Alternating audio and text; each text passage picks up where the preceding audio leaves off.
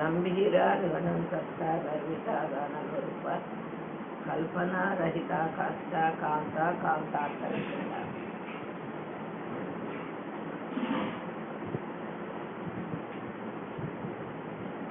గంభీరము అంటే గగనంతస్థ అంటే ఆకాశంలో ఎట్లయితే శబ్ద స్వరూపంగా ఉన్నదో ఆకాశ తత్వాన్ని ఆమెకు ధరించి ఉంటుంది. ఆకాశంలో గంభీర అంటే అందంతో పాటు గాంభీర్యం లేదనుకోండి, అది చూడటానికి సొంపుగా ఉండదు. అవయవాల పొందుకే కాదు, అందమే కాదు, దాంతోపాటు గాంభీర్య ఎగతాళి పంచాంగంగా ఉండదు. అందంగా ఉన్నవాళ్ళు చక్కగా గాంభీరంగా ఉండాలి. గంభీర్యము అంటే ఇంకేంటంటే ఉందాతనం. అక్కడ ఆమెను చూస్తున్న వెంటనే గంభీర గగనంత గర్విత గానలోలుప. గర్విత అంటే గర్వం కాదు, అక్కడ ఆమెను చూసి ప్రపంచమంతా గర్విస్తుంది. అమ్మ ఉపాసన చేస్తున్నామని మనం గర్వంగా చెప్పుకోవచ్చు. అది గర్విత అంటే. గర్వాన్ని ప్రదానం చేస్తుందని కాదు, మనలో ఆ తత్వాన్ని నేను అమ్మ ఉపాసన వెళ్తా అమ్మవారి ఉపాసకురాల్ని అని చెప్పేటప్పుడు ఒక రకమైన హుందాతనం. గాంభీర్యము అంటే హుందాతనం ప్లస్ ఒక రకమైన గర్వం అంటే నాకు అమ్ముంది అనే ఒక ధైర్యం. గానలోలుప అంటే ఆమెకు సామగానం అంటే అద్భుతమైన ఇష్టం. ఇంకో ఉద్దేశం అంటే గానలోలుప అంటే లోలుప అంటే పరవతత్వం. ఎంత బాగుందో అనుకుంటున్నా. ఆ పరవతత్వం కూడా ఆమెకు. సంగీతం అంటే అంత పరవతత్వం. ఆ సంగీతం ఎలా ఉండాలి? మళ్ళీ మళ్ళీ వినాలనిపిస్తే స్వరం ఉండాలి. మొన్న ఒక అబ్బాయి పాడాడు, బతికేళ్ళు ఉంటాయి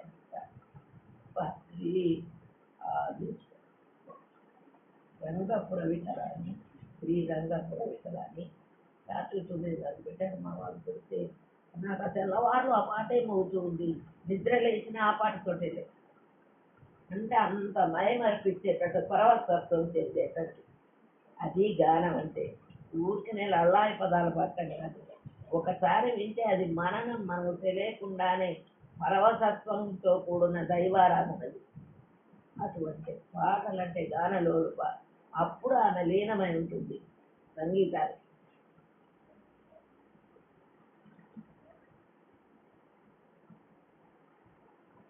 కల్పనారహిత కాష్టా కాంతార్థ విగ్రహ. కల్పనారహిత అంటే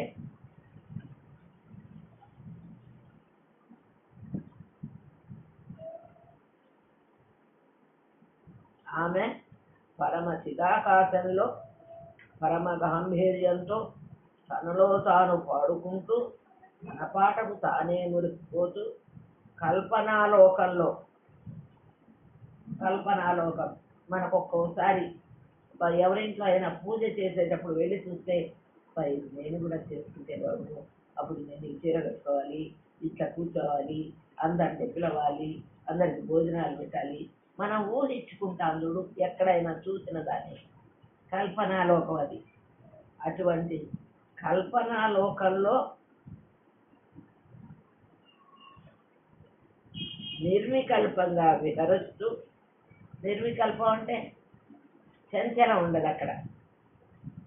ఇంకదే మనసులో జరుగుతూ ఉంటుంది. ఆమెం కల్పిస్తుంటుంది అమ్మవారు? కల్పనాలోకంలో నిర్వికల్పంగా విహరిస్తూ. నిర్వికల్పం అంటే ఇంకా ఆమెకి ఎలాంటి అడ్డం లేదు. కల్పం అంటే కదిలించటం. నిర్వికల్పం అంటే ఏ కదలికలు లేకుండా ఏకాగ్రతగా ఉంటుంది. నిర్వికల్పం నిర్వికల్పంగా విహరిస్తూ. ఎక్కడది? కల్పనారహిత కాస్త. ఈ సృష్టి అంతా చేసి నాకేం సంబంధం లేదు అని నిర్వికల్పంగా ఉంటుంది. సృష్టి అంతా చేసింది అమ్మలో నుంచి వచ్చింది. అమ్మే అంతా సృష్టి చేసింది, కానీ తనకేం సంబంధం లేకుండా ఉంటుంది నిర్వికల్పంగా. కల్పనారహిత కాష్ట. కాష్ట అంటే ఆ,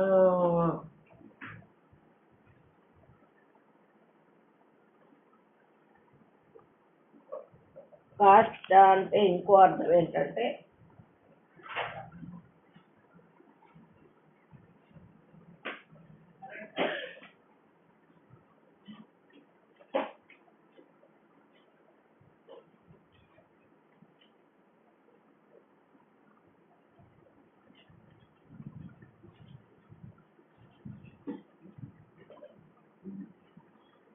కాష్ట అంటే ఒక కొలత, కాలాన్ని ఒక కొలత ప్రకారం చూడే దాన్ని కాష్ట అంటారు.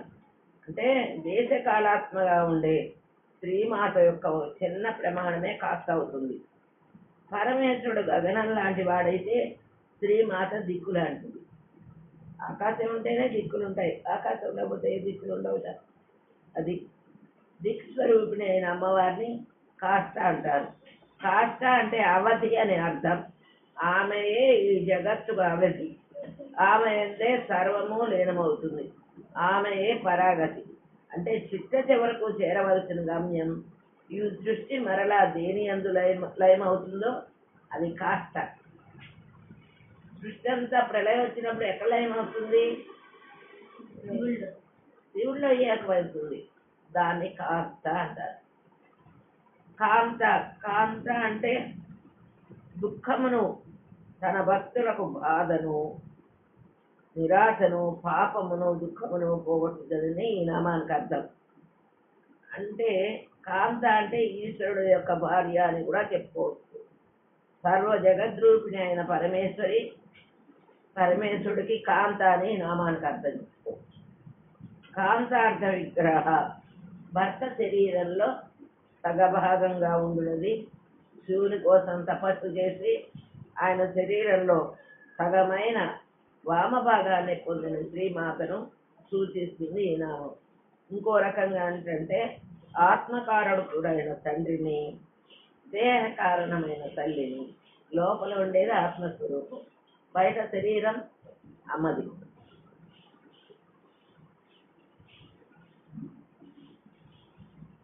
కలిగి ఉన్న రూపం. అందానికి, ఆకర్షణకు, ప్రయోజనమును సూచించేది ఈ రూపమే.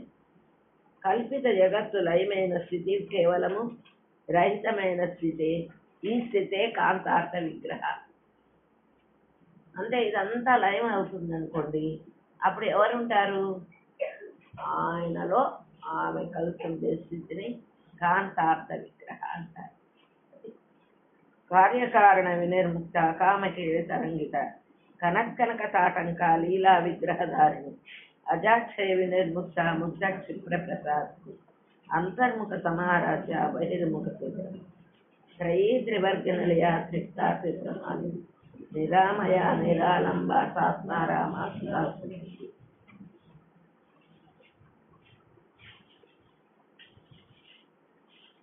కార్యకారణ వినిర్ముక్త. ఈ సృష్టించింది ఎందుకు? ఏ కారణం? ఆమెకు అనిపించింది. ఆయన వెళ్ళిన జీవులందరూ అదే వచ్చి ఆమె గుట్టలో పోయి కూర్చున్నప్పటి నుంచి మళ్ళీ మమ్మల్ని సృష్టి చేయండి. ఆమె కూడా పోయి ఆయనలో కూరుస్తుంది. ఎప్పుడు ఈ సృష్టి ఇంత వచ్చింది? ఈ జీవులందరూ ఎప్పుడు ఆమెలో నుంచి ప్రేరణ కలిగిస్తారు. అప్పుడు ఆమె ఆయన అడిగింది, అయ్యా సృష్టి చేద్దాం, పాప వాళ్ళు నా లోపల ఉండి గోల పెడుతున్నారు. అప్పుడు ఆమె దేనికి ఎప్పుడు కారణం అవుతుంది? ఈ జీవులందరూ ఎప్పుడైతే చైతన్యంతో లోపల కదిలిస్తుంటారో అది కారణం. కార్యము చేత, కారణము చేత మహత్తు, అహంకారం, అస్త ప్రవృత్తులు. నామరూపాలతో ఉండే ప్రపంచాన్ని కార్యము అని అన్నారు. ఈ కార్యము నుండి దేని నుండి వ్యక్తమవుతుందో దానిని కారణం అన్నారు. ఈ సృష్టి అంతా వ్యక్తం కావటానికి ఎవరు కారణం? శివుడు, అమ్మ. వాళ్ళిద్దరు కారణం. కార్యం మొత్తం కనిపించేదంత కార్యం. కార్యకారణ వినిర్ముక్త. వినిర్ముక్త అంటే ఈ రెండు విడిచిపెట్టబడిన నిర్వికార శుద్ధ చైతన్యమే, చైతన్య స్వరూపమే పరమేశ్వరి. ఏ రెండు? కార్యము కారణము రెండు వదిలిపెడితే వినిర్ముక్త, దీంతో దేనితోటి సంబంధం లేకుండా నిర్వికార శుద్ధ చైతన్య స్వరూపమే. ఎక్కడ ఉంటుంది అది నిర్వికార శుద్ధ చైతన్యం? ఆకాశంలో శుద్ధ చైతన్యంగా ఉండి ఎవడైతే ఆ శుద్ధ చైతన్య శక్తిలో కలిసిపోతాడో వాడికి దాని అనుభూతి ద్వారా పొందుతాడు. అది మాటల్లో చెప్పేది కాదు. అందుకోసం శుద్ధ చైతన్య శక్తి, శుద్ధ చైతన్య స్వరూపమే పరమేశ్వరి. అటువంటి శుద్ధ చైతన్య స్వది ఎక్కడ ఎప్పుడు ప్రాప్తిస్తుంది? సామాన్యంగా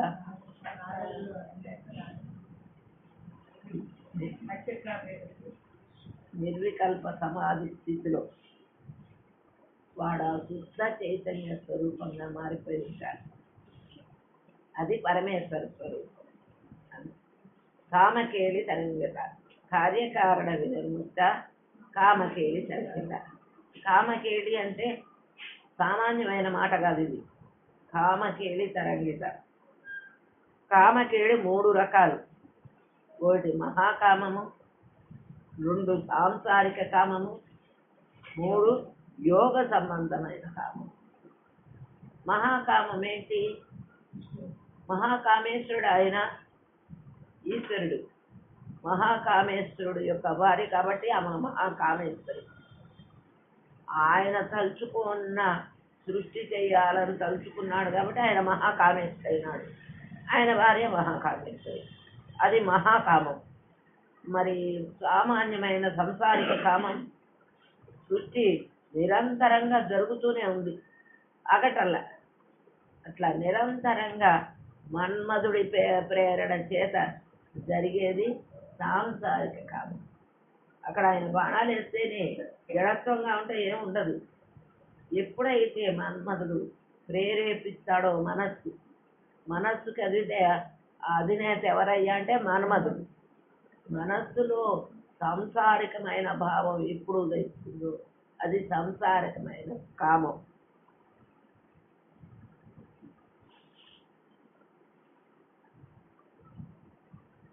ఈ మహాకామానికి సంబంధించిన కామకేళి ప్రతి ప్రళయానంతరం సృష్టి ఉన్ముఖంగానే జరుగుతూనే ఉంటుంది. తరంగాలుగా జరిగే ఈ మహాకేళిలో సంబంధం ఉన్న అమ్మవారిని కామకేళి తరంగత అంటారు. మన్మధుడు పుట్టిన తర్వాత వచ్చింది సాంసారిక కామం. అప్పటిదాకా మన్మధుడు పుట్టడం దాకా లేదు. ఆయన పాపం ఆయన పుట్టిన వెంటనే ఆయన సహించేశాడు. ఆయన మీదే వేశాడు బాణం, ఈశ్వరుడి మీద. ఆయన సామాన్యుడా? సామాన్యుడు అయితే సాంసారిక కామానికి మన్మధుడు ప్రేరేపించిన వెంటనే జరుగుతుంది. మహాకాముడు కదా, అలా ఆయన తలుచుకుంటే చేయొచ్చు. కానీ ఆయన తలుచుకున్నప్పుడు ఏం చేయడానికి వీళ్ళ. ఆ మన్మధుడు పుట్టిన తర్వాత వచ్చింది సాంసారిక కామం. సృష్టి జరిగినప్పటి నుండి ఇప్పటి వరకు ఈ కామకేళి తరంగాల వల్ల సాగుతూనే ఉంది. ఇదేం ఆగటల్లా. షట్చక్ర భేదనం చేసుకుంటూ సహస్రారంలో ఉన్న శివునితో లయమైపోవడం అనే యోగ సిద్ధిని కూడా కామకేళి కిందకే వస్తుంది. అదేం కామం? యోగ కామం, యోగ సిద్ధికి సంబంధించిన ఈ కామకేళి నిరంతరము యోగం ఉన్నంత వరకు జరుగుతూనే ఉంటుంది. ఎవడైతే ఆ యోగ కామం, యోగం మీద జాగ్రత్త పెట్టి సాధిస్తాడో యోగ స్థితి, వాడిది యోగ కామం. ఇక వాడికి ఏమి బయట ప్రపంచంతో సంబంధం ఒక్కొక్క చక్రాన్ని వేదన చేసుకొని సహస్రాలలో ఈ శక్తి పోయి శివుల్లో వస్తుంది. అది యోగ కామం. ఇట్లా కార్యకారణ వినిర్ముక్త, కామకేళి తరంగిత, కనక తాటంకా లీలా విగ్రహధారిణి. తాటంకాలంటే మనకి ఇది రెండోసారి రావటం. ఫస్ట్ ఎక్కడొచ్చింది? అక్కడ వచ్చింది. మళ్ళీ ఇక్కడ కనక తాటంకా లీలా విగ్రహధారిణి. కనక తాటంక అంటే బంగారు తాటంకాలు ధరించింది అని ఒక అర్థం. రెండో అర్థం ఏంటంటే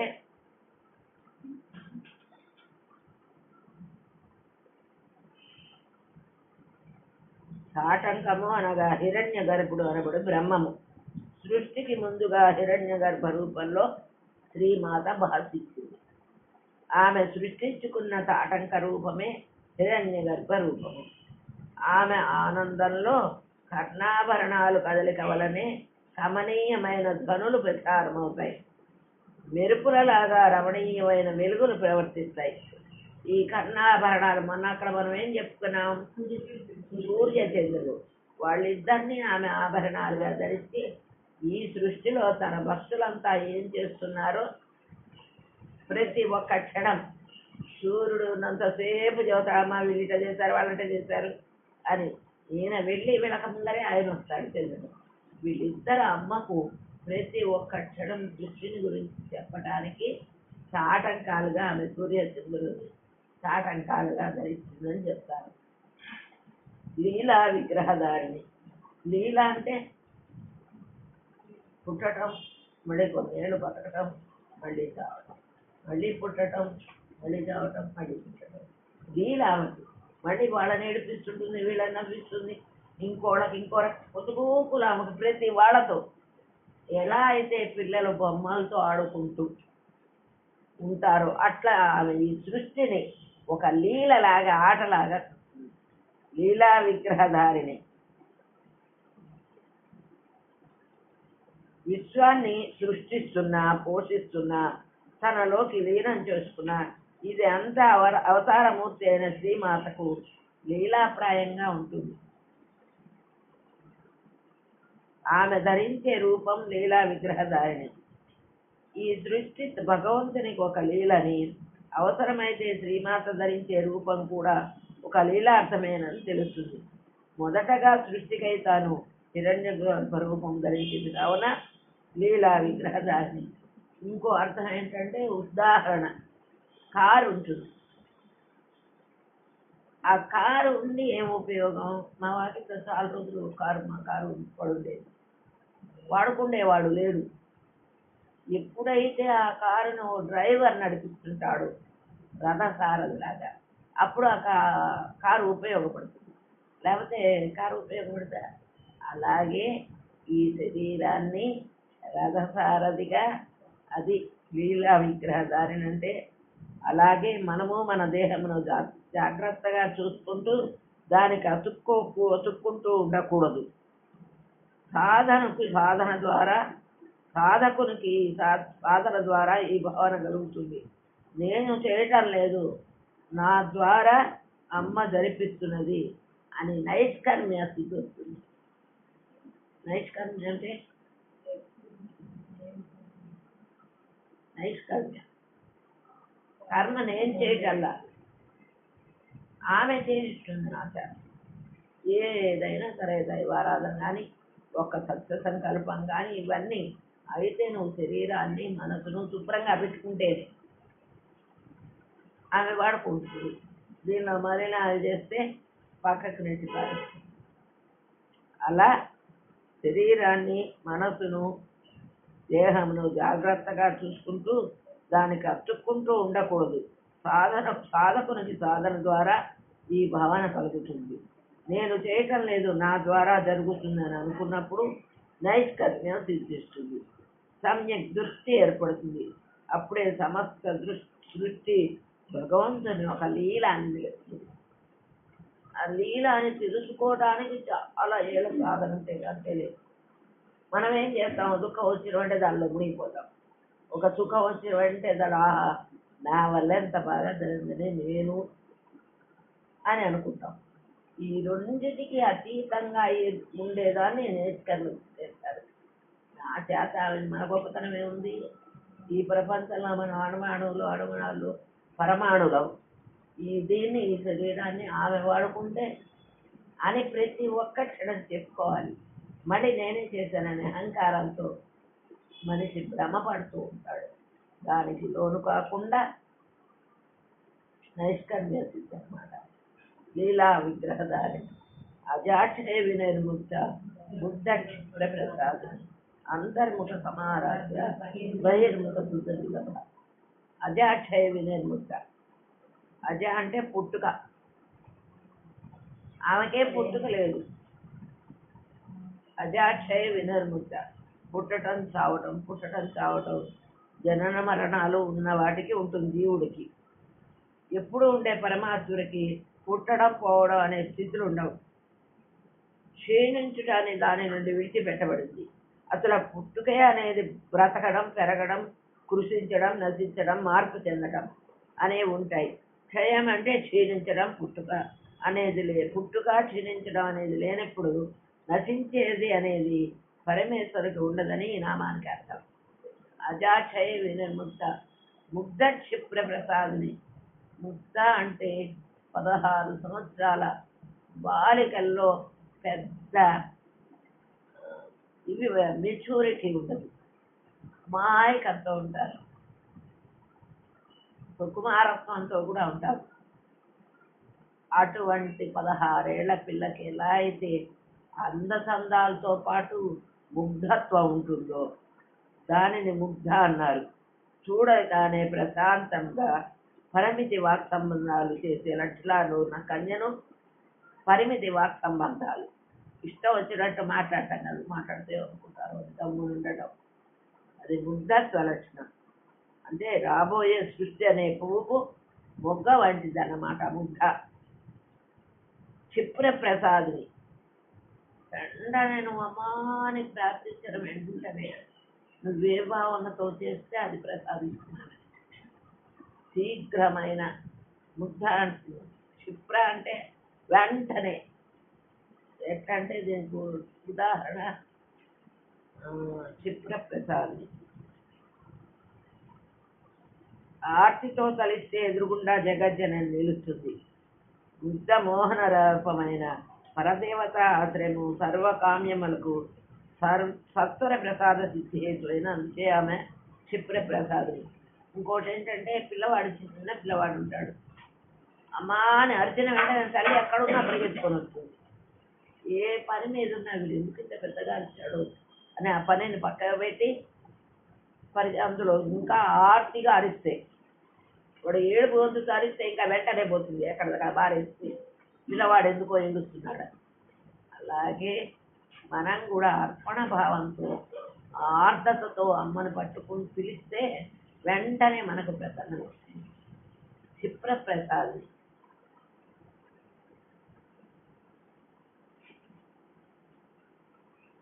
అంతర్ముఖ సమారాధ్య బహిర్ముఖ సుదుర్లభ. త్రయీ త్రివర్గ నిలయ నిరామయ నిరాలంబ సాస్మారామ. అంతర్ముఖ సమారాధ్య బహిర్ముఖ సుదుర్లభ.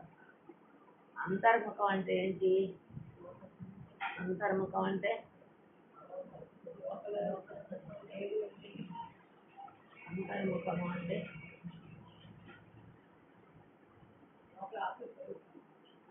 అంతర్ముఖంగా ఆత్మస్వరూపాన్ని సాక్షాత్కరించి చేస్తున్న వాళ్ళు అంతర్ముఖంగా ధ్యానము సాధన, అంతర్ముఖ సమారాధన. ఆమె అంతర్ముఖంగానే దర్శనమిస్తుంది. అదేంటంటే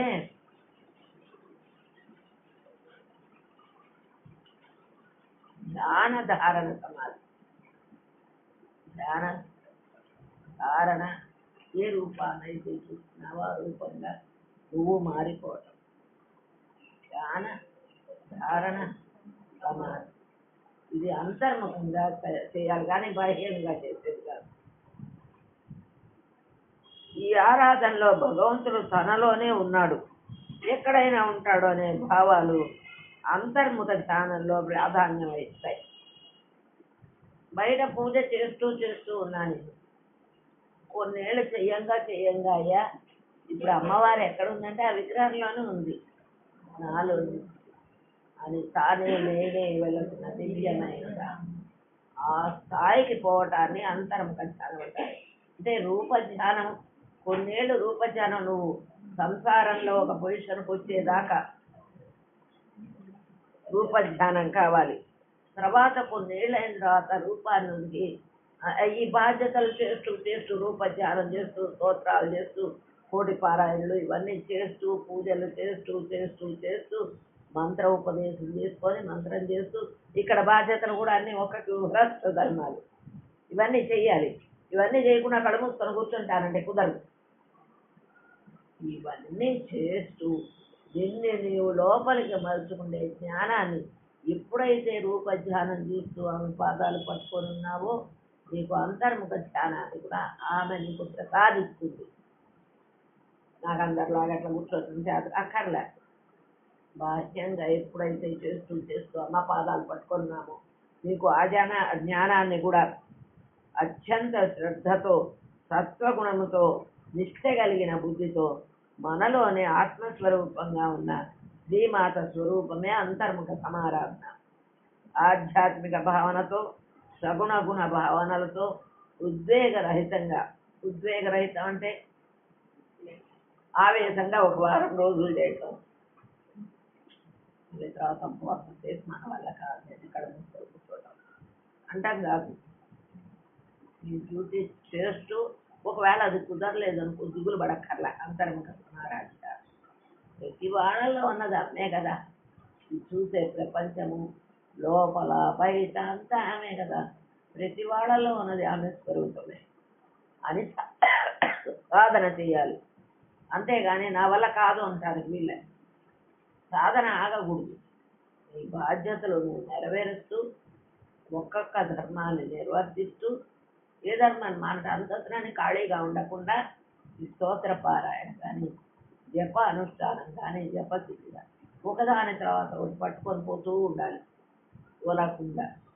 అప్పుడు కానీ సత్వగుణం పెరిగి ఆ సత్వగుణంతో పాటు నీకు నీలో ఉండే ఆత్మస్వరూపాన్ని చూసే ప్రేరణ కలుగుతుంది, లేకపోతే కలగదు.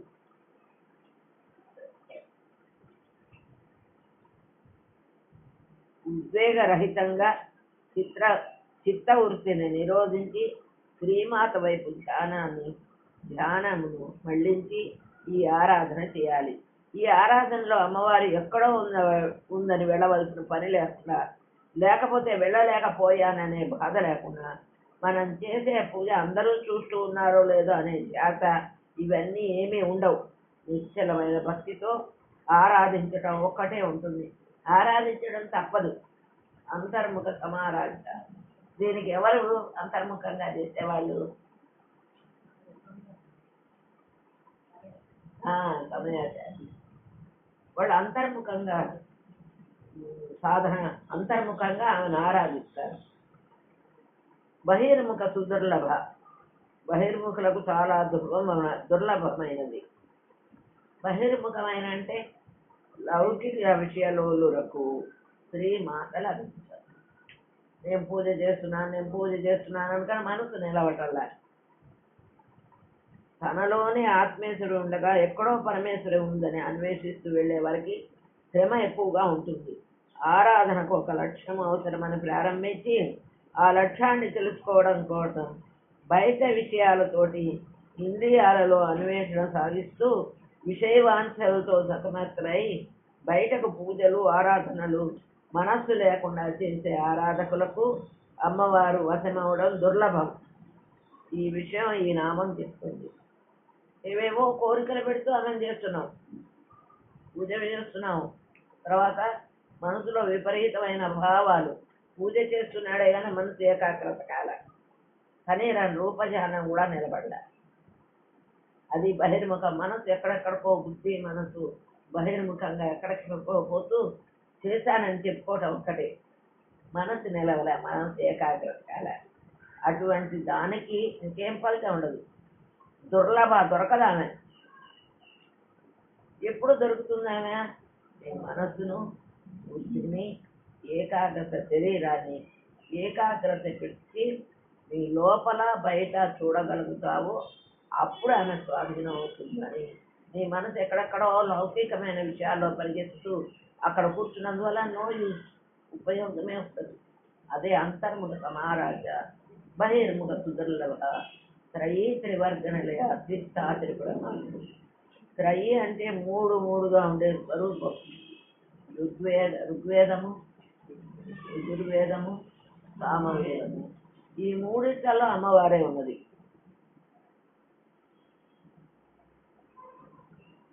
ఋగ్వేదం కంఠనాదానికి, కంఠం నుండి వెలువడే వాక్యానికి సంబంధించింది.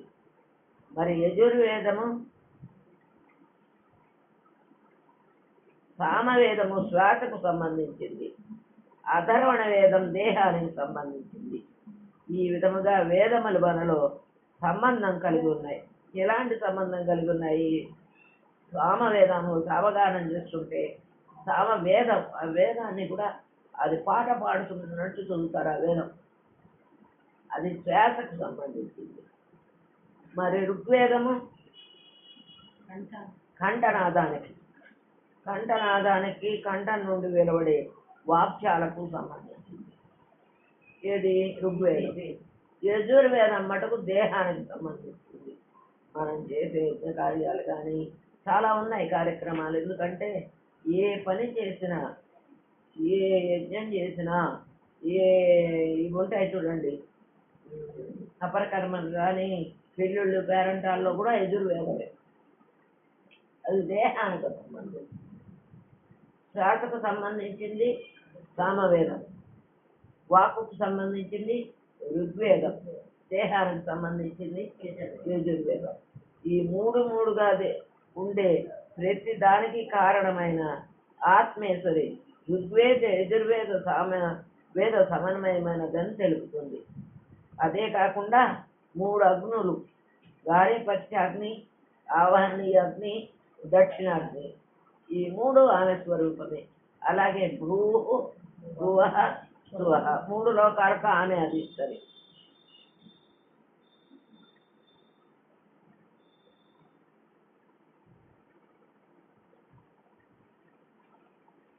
త్రయ అంటే 3గా ఏదైతే ఉందో అన్నీ ఆమె యొక్క స్వరూపమే.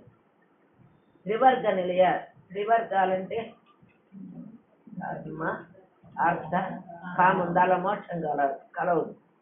ఈ 3 త్రివర్గాలు అంటారు. పురుషార్థాలు 4 కదా, మోక్షంతో కలిస్తే అనే అనుమానం రావచ్చు. ధర్మ, అర్థ, కామముల సమన్వయం చిన్నగా సాధింపబడితే 4వదైన మోక్షం దానంతటదే వస్తుంది. అంటే ధర్మబద్ధమైన జీవితము, ధర్మబద్ధమైన సంపాదన, ధర్మబద్ధమైన కోరిక ఎప్పుడు మనం కలిగి ఉంటే అప్పుడు మోక్షానికి మనం పరిగెత్తక్కర్లే, అదే వస్తుంది.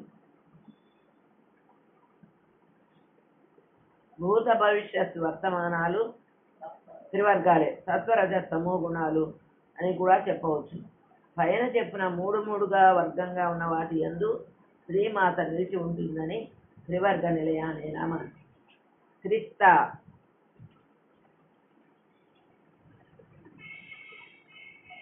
3 ఉండున్నది. క్రిస్త అంటే మళ్ళీ ఇక్కడ త్రిభుజాలు శ్రీమాతకు సంబంధించినవి. త్రిలోకాలు, త్రిమూర్తులు, త్రిగుణాలు, త్రివేదాలు, త్రియేతాగ్నులు, త్రినాడులు, కాలత్రయము. కాలత్రయం అంటే పురుషార్థాలంటే తెలుసు, ధర్మార్థ కాలత్రయము, ప్రాతకాలం, మధ్యాకాలం, సంధ్యాకాలం, 3 కాలాలు. ఇలా 3గా ఉన్న వాటిని సూచించడానికి త్రిభుజం చాలా అనువుగా ఉంటుంది. ఈ త్రిగుణ త్రికాల రూపంలో శ్రీమాత ఉంటుంది. సత్వరజస్తమో గుణాలు ఇట్లా ప్రతిదానికి 3గా ఉండేది. ప్రతి దానిలో ఆమె ఉంటుందని అర్థం. త్రిపురమాలిని, త్రిపురము అంటే శరీరానికి పురం ఏది? శరీరానికి పురం అనేది సంకేత పదం. అలాగే శరీరానికి దేహం అంటారు. అలాగే పురుషుడు అదే అర్థంలో శరీరాన్ని పురం. మనకు కనిపించే శరీరం పైన ఒకటిగా కనపడుతున్న ప్రతి జీవికి 3 రకాల శరీరాలు ఉంటాయి. వీటిని ఏమంటారు? స్థూల, సూక్ష్మ, కారణ శరీరాలు. స్థూల అంటే కనిపించే శరీరం, సూక్ష్మం అంటే సూక్ష్మం మన లోపల ఉండే ఆలోచనలు సూక్ష్మం. కారణం అంటే జన్మ ప్రారంభాలన్నీ కారణం. ఈ 3 మన వెంబడే ఉంటాయి. శరీరంలో ఉండే స్థూల, సూక్ష్మ శరీరం. ఎప్పుడైతే నువ్వు బాధపడుతూ ఉంటావో దెబ్బ తగిలి లోపల మనస్సు కూడా నొచ్చుకుంటూ ఉంటుంది. శరీరానికి దెబ్బ తగిలితే మనస్సు ఎందుకు నొచ్చుకోవటం? సూక్ష్మ శరీరం. ఇప్పుడు ఔరా ఉన్నదని చెప్పి తర్వాత ఇప్పుడు ఇది ట్రీట్మెంట్ చేస్తున్నారు కదా, దాని పేరేమంటారు? సూక్ష్మ శరీరానికి ట్రీట్మెంట్ చేస్తారు, దాని పేరు ఏదో ఉండే, హీలింగ్ చేస్తారు సూక్ష్మ శరీరానికి. ఎప్పుడైతే సూక్ష్మ శరీరానికి హీలింగ్ చేస్తాడో స్థూల శరీరంలో తగ్గుతాయి వ్యాధులు వచ్చిన వాళ్ళకి. పడుకోమని వాళ్ళ కళ్ళు మూసుకొని చేస్తూ ఉంటాడు. దానిలో అయితే ఏకాగ్రతతో చేస్తేనే ఫలితం వస్తుంది. హీలింగ్ చాలామంది నేర్చుకొని చేస్తున్నారు, దానికేం పెద్ద అభ్యాసం ఇదక్కర్లే, తెలివితేటలక్కర్లే, అదొక సాధనగా చేస్తే బాగానే వస్తుంది హీలింగ్. మనము మునుపు మహర్షులు మన పెద్దవాళ్ళు కూడా చేసేవాడు. వాడు కళ్ళు మూసుకొని మంత్రం చదువుతూ ఆ మనుషులను చూస్తూ వీపుది పెట్టినా కుంకుమ పెట్టినా వాళ్ళకి పోయేది. మాకైతే మంత్రాలు ఉండేవి అనమాట. ఆ మంత్రంతో పారసపు నొప్పులకు పట్టుడు నొప్పులకు మంత్రం చదువుతూ చెప్తూ ఉండేవాడు.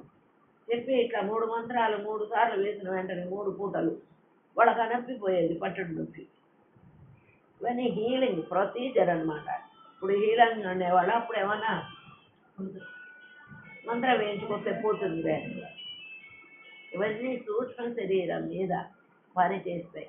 స్థూల శరీరం, సూక్ష్మ శరీరం, కారణ శరీరం. అంటే మన శరీరం పడేసిన తర్వాత మన శరీరం చనిపోతుంది అనుకోండి, అప్పుడు మన ఆత్మ వెంబడి మనం చేసిన మంచి చెడు విషయాలని కారణ శరీరంగా వెళ్ళిపోతుంది. అందుకని కొంతమంది పుడుతూనే చాలా గొప్ప విద్వాంసులుగా ఉంటారు, చైల్డ్ బ్రదర్. కొంతమంది పుడుతూనే ఎంత జ్ఞాపక శక్తి, అంత చిన్నపిల్లవాడికి అంత జ్ఞాపక శక్తి ఎట్లా ఉంది? వాడి కారణ శరీరంలో నిక్షిప్తంగా ఉన్నది. ఇట్లా ఎవడు ఎలాంటి భావాలతో ఉంటారో ఆ భావాలు వాసనలు వాడి కారణ శరీరంతో ఆత్మ వెళ్ళిపోతుంటాయి. ఈ 3 కూడా ఇక్కడ ఎక్కడ చెప్పుకున్నాం? త్రిపుర మాలిని, వీటినే విపురాలని కూడా అంటారు. ఈ 3 శరీరాల ద్వారా పిలువబడే వరుసగా క్షరపురుషుడు, అక్షర పురుషుడు, పురుషోత్తముడు నిరంతరము ఆనంద స్థితిలో ఉండగలవారు. అంటే ఎప్పుడు నిరంతరం కొంతమందికి ఏంటంటే రశ్మిమాలా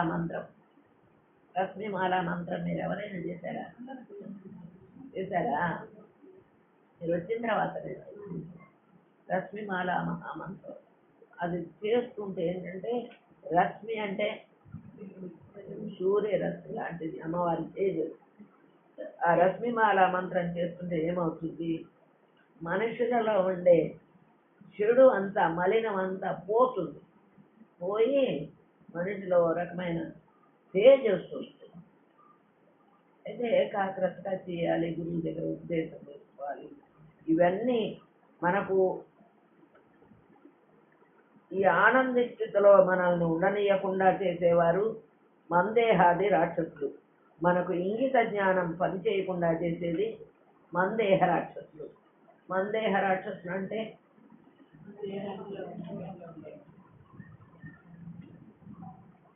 సంధ్య. అందుకని అసలు సందేశంలో ఆ మందేహ రాక్షసులు తిరుగుతుంటారు. అర్ధరాత్రి అసుర సంధ్య వేళ ఆ మందేహ రాక్షసులు ఏం చేస్తారు? మనలో ఉండే మంచి చెడు అనే విజ్ఞానాన్ని తోచనియో, విచక్షణ ఉండదు. వాళ్ళు ప్రవేశించేటప్పటికీ క్రూరమైన భావాలు, ఆవేశపూరితమైన పనులు చేస్తారు. దేనివల్ల? ఆ మందేహ రాక్షసులు మనకు ఇంగత జ్ఞానం పనిచేయకుండా చేసేది వాళ్ళు. వీడప్పుడు బాగానే ఉంటాం. ఎప్పుడైతే ఆ రాక్షసులు ప్రవేశిస్తారో, ఇంత జపం చేస్తున్నావు, ఇంత పూజలు చేస్తున్నావు, ఎందుకు ఇట్లా ప్రవర్తించామంటే, ఇప్పుడంతా చాలామంది స్వాములు భీములు మనం పేపర్లలో చూస్తున్నాం కదా, మంచి సాధకులైన వాళ్ళు ఉన్నట్టుండే భ్రష్టులు అయిపోతారు. రాక్షసత్వం ప్రవేశిస్తుంది. సూర్యమండలంలో ఉండే రశ్మిమాలాదేవి వాళ్ళ ఆటలు సాగనేయకుండా మనను నిరంతరం ఆనంద స్థితిలో ఉంచుతుంది. ఈ అజ్ఞాన శిబిరాన్ని పటాపంచలు చేసే రశ్మిమాల మహాదేవి రూపంలో ఉన్న శ్రీమాతను త్రిపురమాలిని అనవచ్చును. మనకు ఎన్ని సదుపాయాలు ఎన్ని సౌకర్యాలు ఉన్నా మనం ఆనందంగా ఉండాలని అనుకోకపోతే ఎన్ని సౌకర్యాలు ఉంటాయి. ఇప్పుడు నిజంగా పిల్లలు ఎక్కువ ఉండటంలా, ఒకళ్ళు ఇద్దరు పిల్లలు, పెద్ద సమస్యలు ఏమి ఉండవు. కానీ మనకు ఎప్పుడు దిగులు, మనశ్శాంతి ఉండటం లేదండి.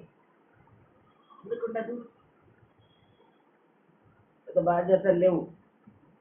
శాటిలైట్ కుంటుంది మరి మేమిద్దరం నాకిద్దరు, మరి అత్త మామ ఎవరు ఉండరు, ఎవరికి ఏం చెయ్యరు.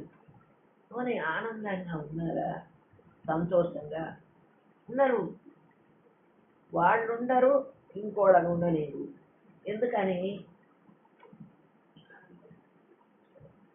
ఎందుకని నిజంగా మనం ఇట్లాంటి 10 మంది పిల్లలు, ఉమ్మడి కుటుంబాలు, బాధ్యతలు ఏమీ లేవు ఇప్పుడు. మరి ఎందుకు సంతోషంగా ఉండటంలా?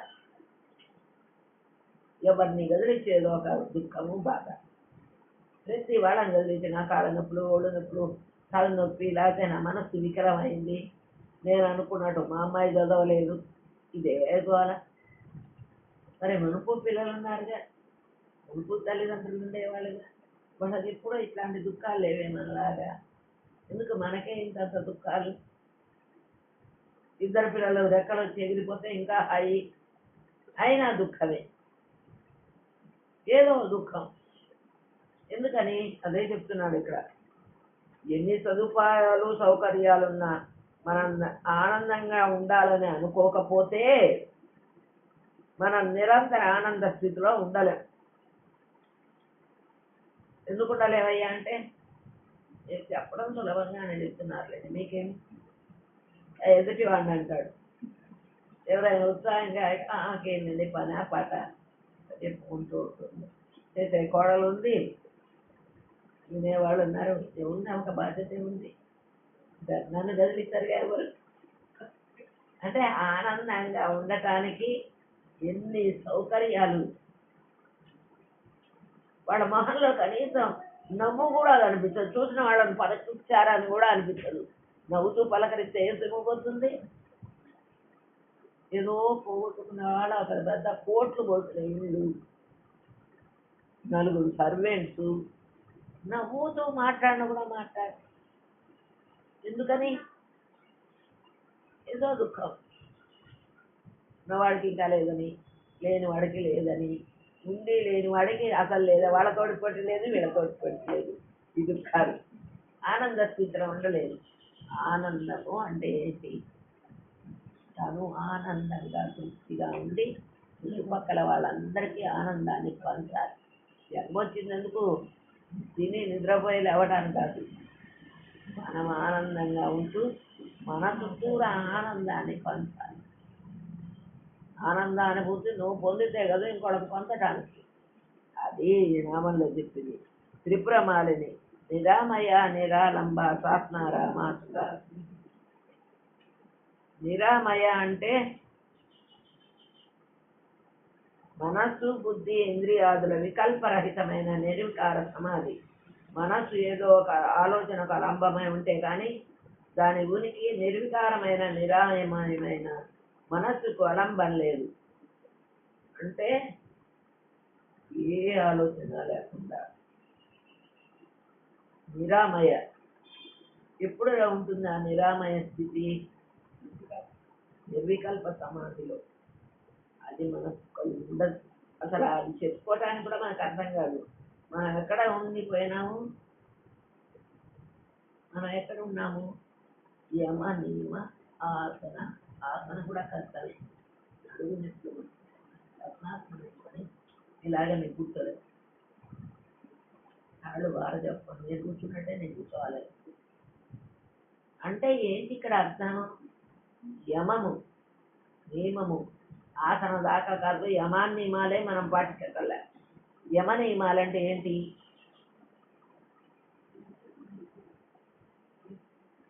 యమ నియమాలు ఏంటి? యమము అంటే అహింస, ఆస్తేయము. ఆస్తేయము అంటే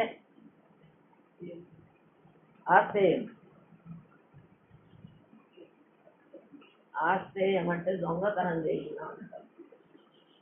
అహింస అంటే ఎన్నోసార్లు చెప్పా కాబట్టి అది కాస్త అర్థం అవుతుంది. అహింస, ఆస్తేయము, సత్యం. ఏ సత్యం అంటే నేను ఏది చేస్తున్నానే అదే చెప్పాలి. అంటే హెచ్చులుగా బోలెడు సార్లు ఇప్పుడు టీవీలలో చెప్తారే, టీవీ అందుకనే అసలు చూడబుద్ధుకుంటుందిలే. వాడు చెప్పేది చెయ్యడు, చేసేది చెప్పడు. మనం వినేవాడికి బుద్ధి నిలుస్తుంది. ఇంకా ఏది చేస్తున్నామో అది చెప్పగలగాలి, అది సత్యం. నేను చేయలేనిది చెప్పడానికి వీల్లేదు, సత్యం కాదు. సత్యం మనసా వాచ కర్మణ వికరణ శుద్ధిగా ఏది చేస్తానో అని చెప్పగలగాలి, అది సత్యం. బ్రహ్మచర్యం, బ్రహ్మచర్యం అంటే భార్యాభర్తలు కాకుండా ఎవరిని మీరు నన్ను తాకద్దు, అది కాదు. బ్రహ్మచర్యం అంటే సర్వకాల సర్వావస్థల యందు బ్రహ్మములో తెరిచటం. అంటే బ్రహ్మచర్యం అంటే ఇంకోటి ఏంటి, ఈ బయట ప్రపంచంలో లేకుండా మనస్సుని బుద్ధిని ఏకాగ్రత పరిచి ధ్యానంలో ఉంచటం బ్రహ్మచర్యం అంటే. అలా మనకు బ్రహ్మచర్యంలో ఉన్నవాడు ఎవరు? చూస్తూనే ఉంటాడు కృష్ణుడు. ఆ జన్మ బ్రహ్మచారి వచ్చాడు, దోవ ఇయ్యి అని చెప్పాడు ఆయన యమునా నదికి. అక్కడ ఏమన్నా ఉపాసన ఉపవాసం నిత్య ఉపవాసి, ఎవరైనా నిత్య ఉపవాసి. ఆయన మేకలు గీకలే తినేసిన వాడు. ఎవరు? జీర్ణం వాతాపి జీర్ణం. ఎవరైనా అగస్త్యుడు. అగస్త్యుడు ఆయన ఏమన్నా నిత్య ఉపవాసిత, ఈయనేమన్నా నిత్య బ్రహ్మచారి, ఆ జన్మ బ్రహ్మచారి. ఎందుకు చెప్పారట్లా? వాళ్ళు ఎప్పుడు ఈ ప్రపంచంలో తిరుగుతున్నా దేనికి అంటుకోలే, దేన్ని లోపలికి తీసుకోలే.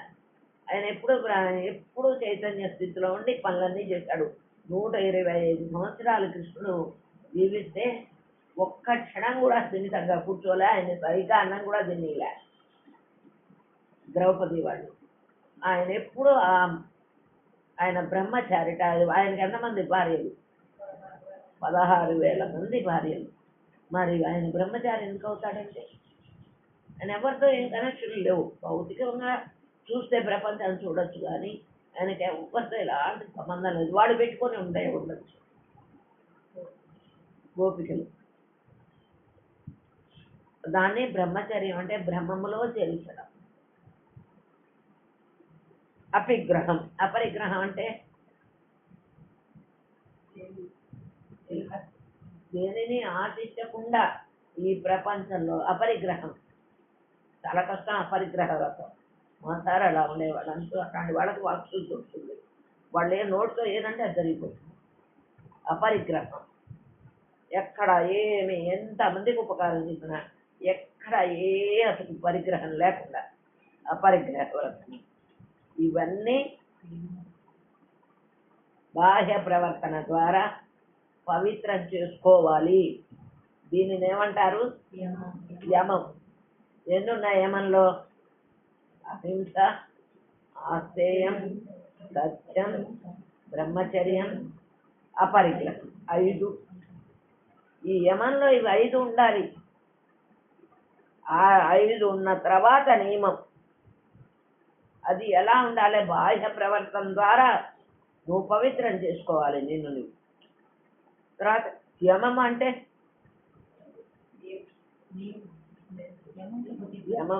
యమం అయిపోయింది, 5 ఉన్నారు. నియమం అంటే శౌచం. శౌచం అంటే నన్ను కడిగి తుడిచిందే తొడవటం కాదు, అది కాదు. శౌచం అంటే సదాచారంతో సద్భావనలతో శౌచం. నీ భావాలు ఎప్పుడు మలినంగా ఉండకూడదు, శుభ్రంగా ఉండాలి నీ భావాలు. అది శౌచం అంటే. సంతోషం, ఎప్పుడు నువ్వు ఆనందంగా మొహం చూస్తూనే మీ గడవపు తెలుస్తుందంటారు, అట్లా కాదు. సంతోషంగా సర్వకాల సర్వావస్థల యందు నిన్ను వచ్చి మీద పడుతున్నా సరే సంతోషంగా ఉండాలి. ముందర ఉండాల్సింది శౌచం, తర్వాత సంతోషం, తర్వాత తపస్సు. తపస్సు అంటే మనం దేనికి తపస్సు చేస్తున్నాం? గ్యాస్ రాలేదని తపస్సు, కరెంటు పోయిందని తపస్సు, ఇదే గోల. తపస్సు అంటే భౌతికమైన విషయాలకు కాదు. ఎవరైతే మన కళ్ళకు కనపకుండా ఈ ప్రపంచాన్నంతా నడిపిస్తున్నాడో ఆ పరబ్రహ్మ స్వరూపం కోసం తపన పడేవాడిది తపస్సు. బయట ప్రపంచంలో అటువంటి వాడు ఏం చేస్తారు? స్తోత్రాలతో, పారాయణలతో, మంత్రజపంతో తపస్సు చేస్తూనే ఉంటారు. 24 గంటలు 360 రోజులు వాళ్ళకి వేరే చేస్తుండదు. తపస్సు అంటే అది. తర్వాత శౌచం తెలుసుకున్నాం, సంతోషం తెలుసుకున్నాం, మూడోది తపస్సు, నాలుగోది స్వాధ్యాయం. స్వాధ్యాయం అంటే ఏంటి? నువ్వు అధ్యయనం చేసుకోవాలి. నువ్వు ఏదైతే అధ్యయనం చేస్తావో దానిని స్వాధ్యాయం అందరికి బోధించాలి. అది స్వాధ్యాయం. స్వాధ్యాయము 4. ఇప్పుడు 1, 2, 3, 4 కాకుండా 5వది ఏంటి? ఈశ్వర ప్రణిధానం. ఈశ్వరుడుకు నిన్ను నువ్వు అర్పణ చేసుకోవాలి. నేను లలిత అమ్మవారి అమ్మాయినండి, నిజంగా మా అమ్మ పేరు లలిత, యాదృచ్ఛికంగా. కానీ ఏమండి నేను అమ్మవారి విశ్వాసరాను అని చెప్పుకోవచ్చు. నువ్వు చెప్పుకోవడమే కాదు, మనస వాచ కర్మణ త్రికరణ శుద్ధిగా ఏ టైంలో ఎవరు వచ్చినా ఎవరికి దీక్ష ఇస్తారా ఇప్పుడు కుదరదులే పో అనటానికి వీళ్ళే. నీకు తలరకాయ నొప్పి రాని, జ్వరం రాని, లేచి రెడీ అయ్యి దీక్ష ఇయ్యాలమ్మ పిల్లలు కదా. బయట ప్రపంచంలో నాకు అట్లా ఇట్లా అంటానికి వీళ్ళే. శరీరాన్ని స్వాధీన చేసుకుని ఎందుకున్నది మన జీవితం? ఆమెకు అర్పణ చేశాం. ఆమె చేతిలో గరిట. ఈశ్వర ప్రణిధానం, తనను తాను అర్పణ చేసుకోవటం, అది ఈశ్వర ప్రణిధానం. ఈ 5 ద్వారా చిత్తాన్ని ఆధ్యాత్మికంగా రెడీ చేసుకోవాలి. ఎంత బాగుందో చూడండి. యమము ఎన్ని ఉన్నాయి? 5. నియమంలో ఎన్ని ఉన్నాయి? 5. ఈ 10టిని సాధన చేసి అప్పుడు అంత సాధన చేసిన వాడికి ఏం చెప్పాలి? ఎందుకు చెప్పుకున్నాం ఇక్కడ? ఏ నామంలో చెప్పుకున్నాం మనం? 5. యమంలో 5 ఏమేంటి? అహింస, ఆస్తేయము, సత్యం, 4వది బ్రహ్మచర్యము, 5వది అపరిగ్రహ వ్రతము. 5 యమంలో బిగినింగ్లోనే ఈ 5 వచ్చిన తర్వాత అప్పుడు నువ్వు సాధన చేసి చిత్తాన్ని శుద్ధి చేసుకోవాలి. తర్వాత 5 ఏంటి? నియమంలో శౌచం,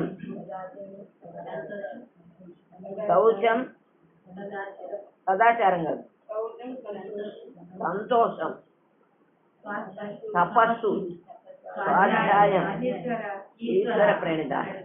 ఇవి 5. ఈ 5 ఈ 10 ద్వారా నిన్ను నువ్వు మలుచుకోవాలి. భగవంతుడు ఉపాసనకి వెళ్ళాలి. ఊరికనే నేను మంత్రజపం చేస్తున్నాడే మాటలాకుండా సాధన చేసి నీ ఆత్మను శుద్ధి చేసుకోవాలి. చిత్తశుద్ధి. నీలో వచ్చే చిత్తంలో వచ్చే ఆలోచనలన్నింటినీ కట్ చేసి చిత్తశుద్ధిని చేసుకొని తర్వాత ఏం చేయాలి?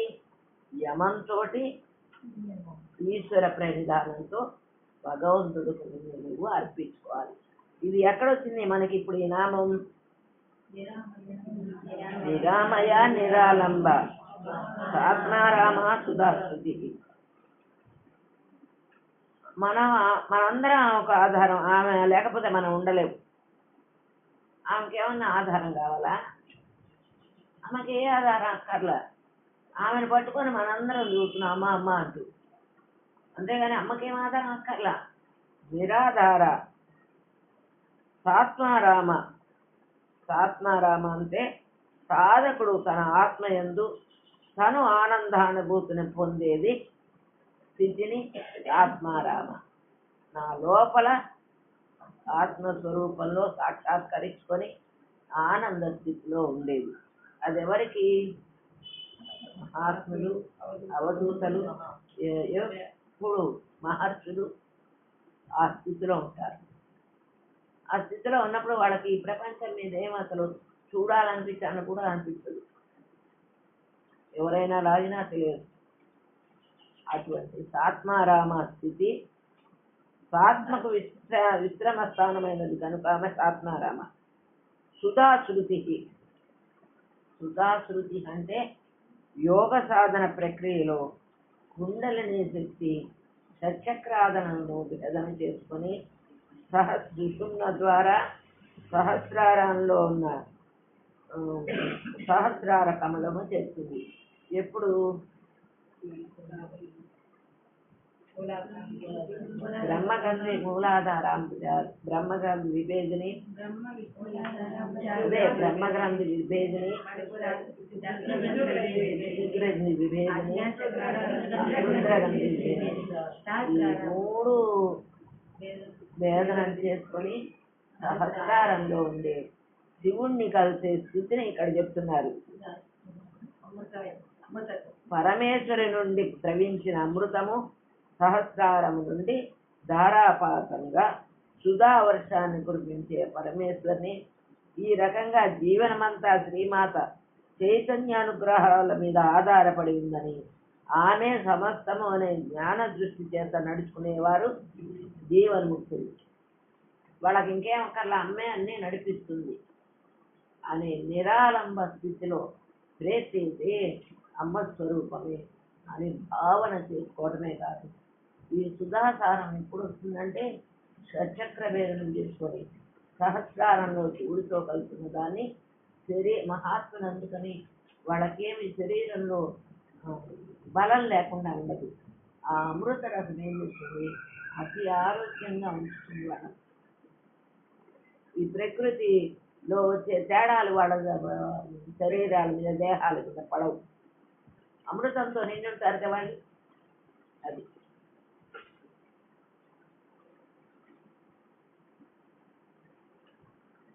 అమ్మవారు అనే అగ్నితత్వం నుంచి చంద్రుని శీతల తత్వం కలవగా వచ్చిన అమృతం చేత తడపబడిన శరీరం మంచి ఆరోగ్యవంతంగా ఉంటుంది. ఈ సమన్వయం చెడినప్పుడు ఆరోగ్యంలో మార్పులు వచ్చి వ్యాధులకు దారి తీస్తుంది. అంతే, ఆ సమన్వయం చెడినప్పుడు ఎప్పుడైతే బయట ప్రపంచంలోకి వచ్చి ఈ చెత్త చెదారం పూసుకుంటామో, తిండే కాదు, తిండి కూడా వాళ్ళు ఏం పెద్ద తినరు అసలు. ఉత్త పాలు తాగి ఉంటారు. విశ్వంజీ మహేశ్వర అయితే ఉత్త పాలే. నేనంటే హెల్తీగా ఉంటాడు మనిషి. ఎక్కడి నుంచి వస్తున్నాడు మనిషి? ఎంత తిండి తినకపోయినా సరే. అమ్మగారు కూడా అంతే. అన్నం రెండు ఇంతే. మరి ఎలా ఉంటున్నారు వాళ్ళు? ఇంతే అన్నం. మనకు ఒక పూట ఒక ముద్ద తక్కువైతే ఎలా ఉంటున్నారు వాళ్ళు? అటువంటి అమృతత్వ స్థితిలో బయట ప్రపంచంలో ఉండే చెత్త పూసుకోకుండా ఎప్పుడు అలాంటి అమృతత్వ స్థితి ఏంటి? నిర్వికల్ప సమాధి, సవేల్కా కళ సమాధిలో అయినా వస్తుంది. ఈ రెండింటి ద్వారా సాధన చేసి తెచ్చుకోవాల్సింది. అందరూ ఇది దాటితే కదూ. మూలాధారం దగ్గరే, బ్రహ్మగంధ దగ్గరే నిలిచిపోతుండే జీవులందరూ. ప్రపంచమంతా అక్కడే పడిపోతున్నారు. ఈ సృష్టి స్థితిని చూస్తే అందరు దానిలోనే నేరమవుతుంది. అది దాటేది ఎప్పుడు? అది దాటాలిగా. బ్రహ్మగంధ ముడి విడితే కానీ అది దాటలేదు. పెద్ద లేదు, చిన్న లేదు, ఏమీ లేదు. ఆ వీడియోలలో టీవీలలో చూపించే చెత్త చూసి ముసలివాళ్ళు కూడా అదే ధ్యాసలో పడిపోతుంటే బ్రహ్మగ్రంథి ఎప్పుడు విడిపడుతుంది? ఇప్పుడు మీకు దాని మీద ఉదాసీనత రావలేదుగా. ఎప్పుడైతే అందుకు అవసరమనే ఏం చూడకూడదు, ఏం చదవకూడదు, సినిమా చూడకూడదు అని కాదు. నీ మనసు చెల్లించేటప్పుడు ఎందుకు ఇదంతా? ఈ స్థితిలో నుంచి ఎప్పుడు బయటపడతాం? వయసు పెరిగితే పోయొచ్చు, 70 ఏళ్ళు అవచ్చు, 80 ఏళ్ళు అవచ్చు. మనుషుల బుద్ధుల మానకాలేదా? బ్రహ్మగంధి గుడి వెలిగితే కానీ, ఈ భావాలు పోతే కానీ అక్కడి నుంచి దాటలేవు. ఆ స్థితికి పోవాలి ముందర. ఆ స్థితి పోయిన తర్వాత సమానత్వంగా అంతటిని సమానంగా చూసే స్థితి విష్ణు గ్రంథి విభేదం అనాహతార్థం లేదు.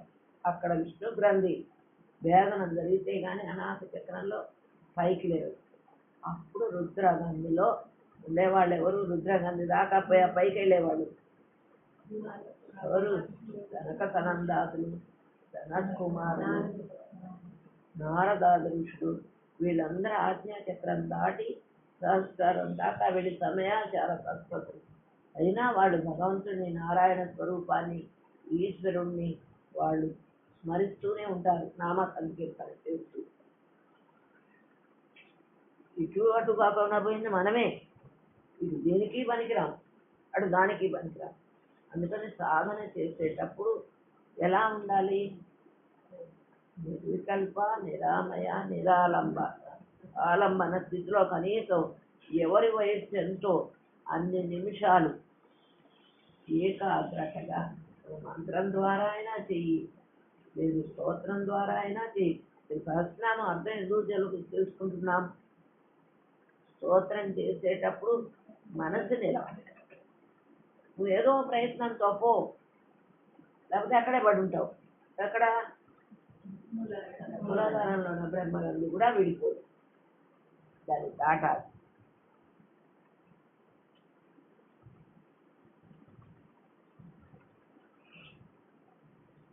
సాత్నారామా సుధాకృతి సంసార పంక నిర్మగ్న సముద్రణ పట్టిట యజ్ఞప్రియ యజ్ఞకర్తి యజమాన స్వరూపిణి ధర్మాధార ధనాధ్యక్ష విప్రప్రియ విగ్రహరూప విశ్వబ్రహ్మచారిణి విశ్వగ్రాస విష్ణుమాప వైష్ణవి విష్ణురూపిణి అయోనిర్యోని నిలయ కూటస్థ కులరూపిణి వీరగోష్ఠి ప్రియా వీర నైష్కర్మ్యానాదరూపిణి విజ్ఞాన కలన కళ్యా విదగ్ధ బైందవాసన.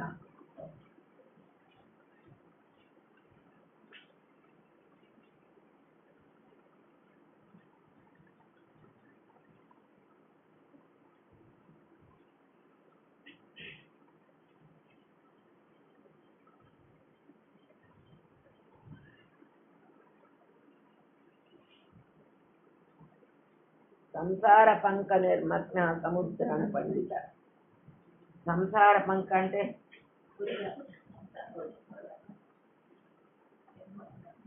ఆమె అమృతం కురిపిస్తే అమ్మవారు ఆమె అమృతం కురిపిస్తూ ఉంటుంది అమ్మను పట్టుకొని ఉంటే.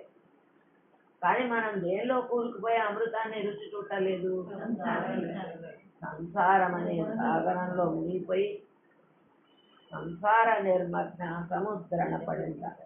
సంసారం అనే సాగరంలో మునిగిపోయి ఉన్న చిక్కుకుపోయి ఉన్న వాళ్ళను ఉత్తరాయి కాదు, సంసార సముద్రంలో సంసార పంక నిర్మగ్న. పంకము అంటే ఏంటంటే బురద కూడా కాదు, అగాధం. అగాధం అంటే చూసా, పైకి చూడబోతే ఏమన్నా మామూలుగా ఏనుగులను వాటిని పట్టుకునేటప్పుడు అట్లాంటి ఊపిరిని తయారు చేస్తారు. అట్లాంటి ఊబిలో ఇరుక్కుపోయి ఉన్నారు ఎవరు? ఎవరు? సంసారులు. సంసారులు అంటే సామాన్యులందరూ. అటువంటి వాళ్ళని ఉద్ధరించటంలో ఆమె సామర్థ్యం కలిగిందిట. సంసార సాగరంలో ఇరుక్కుపోయిన వారు ఉద్ధరింపబడాలంటే పరమేశ్వరే శరణ్యం. సముద్రంలో దిగబడిపోతున్న భూమిని వరాహ రూపంలో ఆయన కోరలతో పైకి తీసుకొచ్చాడు. భూమిని ఎవరు? వరాహ సంవత్సరంలో విష్ణుమూర్తి. అలాగే పరమేశ్వరిని యోగోముఖంగా ఉపాసించిన వారు మృత్యుభయం నుండి ఉద్ధరింపబడగలరు. సాధకులకు వారి వారి సాధానుగుణమైన యోగ్యతను బట్టి వారికి ఎటువంటి అవసరమో తెలుసుకోగల ప్రజ్ఞ ఆమె పాండిత్యము. వారికి తగిన విధంగా చేతునిచ్చి ఉద్ధరించటం ఆమె సమర్థత. సంసార పంక నిర్మగ్న సముద్రణ పండిత. ఇంకో రకం ఏంటంటే కొంతమంది ఎటు చూసినా చీకటే. అసలు ఆ అగడతలో నుంచి పైకి రావటాలంటే ఎట్లా కూరుకుపోతాడు, మొత్తం మునిగుంటాడు, వాడికి ఏం వినిపించదు కూడా. అట్లా లోపల లోపలికి అగాధంలో సంసారం అనే బాధలో మొత్తం ఎవడు చూడపోతే దరిద్రం, ఇటు చూడపోతే పిల్లలు అప్రయోజకులు, భర్త తాగుబోతు, తిరిగిపోతూ జూదము, ఇంకా అన్ని పరదార వ్యామోహం అన్ని భర్త. మరి బిడ్డలు ఏమన్నా పెద్దవాళ్ళలాగా తిరుగుతున్నారు. ఇల్లు చూడబట్టే పూట గడవటంలా, ఎటు చూసినా పోయి ఏదైనా చేద్దామంటే అడుగులో హంసపాదు ప్రతి చోట పడిపోతుంటారు. సంసార పంకం అంటే అట్లా నిర్మగ్న దానిలో పడిపోయిన వాడికి ఓ తట్టు తిండికి లేదు, ఓ తట్టు శరీరం సహకరించట్లేదు. వాడికి ఆనందంగా ఉంటే కదా శరీరం రోగభూయిష్టమైనా సహకరిస్తుంది, శరీరం సహకరిస్తుంది. బిడ్డలు చూడబోతే ఆదోవ, భర్త చూడబోతే ఆదోవ, పోనీ ఏదైనా తినటానికి ఉండే డబ్బు అంటే అది లేదు, అన్నమే గడవటల్లా. ఇట్లాంటి సంసార సాగరంలో దానికి ఉదాహరణ ఏం చెప్తారంటే, ఒకడు ఒక అడవిలో గుండె వెళ్తున్నాడు. వెళుతుండేటప్పటికీ వాడికి చక్కటి తేనె చుట్ట కనిపించింది. ఆ తేనె చుట్టూ చూద్దామని వాడు ఆ తేనె చుట్ట దగ్గరికి వెళదామనే చెట్టు దగ్గరికి వెళ్ళి కింద గడుపులో పడితే వాళ్ళ పైన ఏమన్నా చూడటానికి ఏమన్నా జంతువుల్ని పట్టుకోవటానికి ఏర్పాటు చేస్తారు అడవుల్లో. అగడతను దానిలో కూరుకుపోయినాడు. ఆ కూరుకుపోయేవాడికి ఏమైంది, చుట్టుపొమ్మ ఆధారంగా చేసుకొని ఊటలు కిందికి ఉన్నాయి, అవి పట్టుకొని కిందికి ఉన్నాడు. కింద చూడబోతే ఓ పులి పడి ఉంది ఆల్రెడీ. కిందేమన్నా పులి, ఎప్పుడు వీడు కింద పడతాడా తిందామనేది పడి కూడా. పైన చూడబోతే తేనె చుట్ట, ఆ తేనె చుట్టలో నుంచిట అప్పుడే ఏదో వచ్చి ఓ పక్షి వచ్చి కదిలిచ్చి ఇచ్చేటప్పటికి ఓ తట్టు పడిపోతున్నాడు, ఒక తట్టు చావుకు రెడీగా పులి ఉన్నది, పైన పైకి వెళ్ళే ఆధారం లేదు. ఆ ఒక్కొక్క బొట్టు తేనె వాడికి పైన పడుతూ ఉన్నది. ఇది కొమ్మ ఏమన్నా ఒక్క పెడిసి అయిపోయిందంటే కింద పడిపోతాడు, పైకి ఎక్కుతామంటే దారి తెచ్చుకుంటాడు. ఇలాంటి పరిస్థితుల్లో వాడికి ఏం పడుతున్నది, తేనె ఒక్కొక్క బొట్టు నోట్లో పడుతున్నది. వీడికి ఇంత దుఃఖంలో కూడా ఇంత బాధలో కూడా ఎంత బాగుంది తేనె, ఎప్పుడు పడతాడో తెలియదు, అది అగడతారు. అది సంసార పంక నిర్మగ్న. ఈ సంసారం అనే సాగరంలో ఒక్క క్షణం సంసార అనుభవిస్తూ అదే శాశ్వతం అనుకుంటూ అగడతలో పడి ఇందాక వాడి తేనె బుట్టులాగా ఎప్పుడు చస్తాడో తెలియదు, ఎప్పుడు అప్పులు తింటుందో తెలియదు. ఇలాంటి సంసారంలో వాడు ఒక్క క్షణం ఆ తేనెకు కూడా ఆశపడకుండా అమ్మ అన్నట్టయితే ఆమెను వాడిని బయటికి లాగేవాడు. అటువంటి సంసారంలో మనందరం అదే విన్నంతసేపు ఎంత ఏకాగ్రత ఎంత హాయిగా ఉందో మళ్ళీ పోతూనే ఏమిటి, వాళ్ళ మా అమ్మాయికి సరిగ్గా మనసుగా దుఃఖం, నేను మా అమ్మాయి ఇంకా ఫోన్ చేయలేకపోతే బాధగా ఉంది, పిల్లలు 2 రోజులైంది, ఇప్పుడే కదమ్మా ఇవన్నీ విన్నావు, ఎందుకు ఏకాగ్రత రాలే మనకి, మనం కాదు కదా అమ్మాయి కదా అని రాదు. అటువంటి అగడతలో పని ఉన్న వాళ్ళని సంసార పంక నిర్మగ్న సముద్ర వండిత. అమ్మని పొరపాటున అమ్మా అని ఆర్చితే చాలు, ఆర్తితో ఇది సంసార పంక నిర్మగ్న సముద్రణ పండితాయ నమః అని సంపుటి చేసి ఈ మంత్రాన్ని, ఇది నామం కావచ్చు, దీన్ని సంపుటి చేసే మంత్రపూర్వకంగా దీక్ష ఇస్తే వాళ్ళు మొదటి మండలం అవుతూనే ఒడ్డున పడతారు. ముందర ఆ కూపం నుంచి ఏదో ఒక దోవ కనిపిస్తుంది తిండికి ముందర. అద్భుతమైన నామం ఎంతో మందికి ఇచ్చాను. ఓ తట్టే ఉన్న పెళ్ళైనా కూతురు ఏమైనా ఇంట్లో ఉంటుంది, కొడుకు ఏమైనా ఉద్యోగం రాలా, భర్త చూడబోతే ఇల్లు వాకిలు పట్టకుండా పోయినాడు,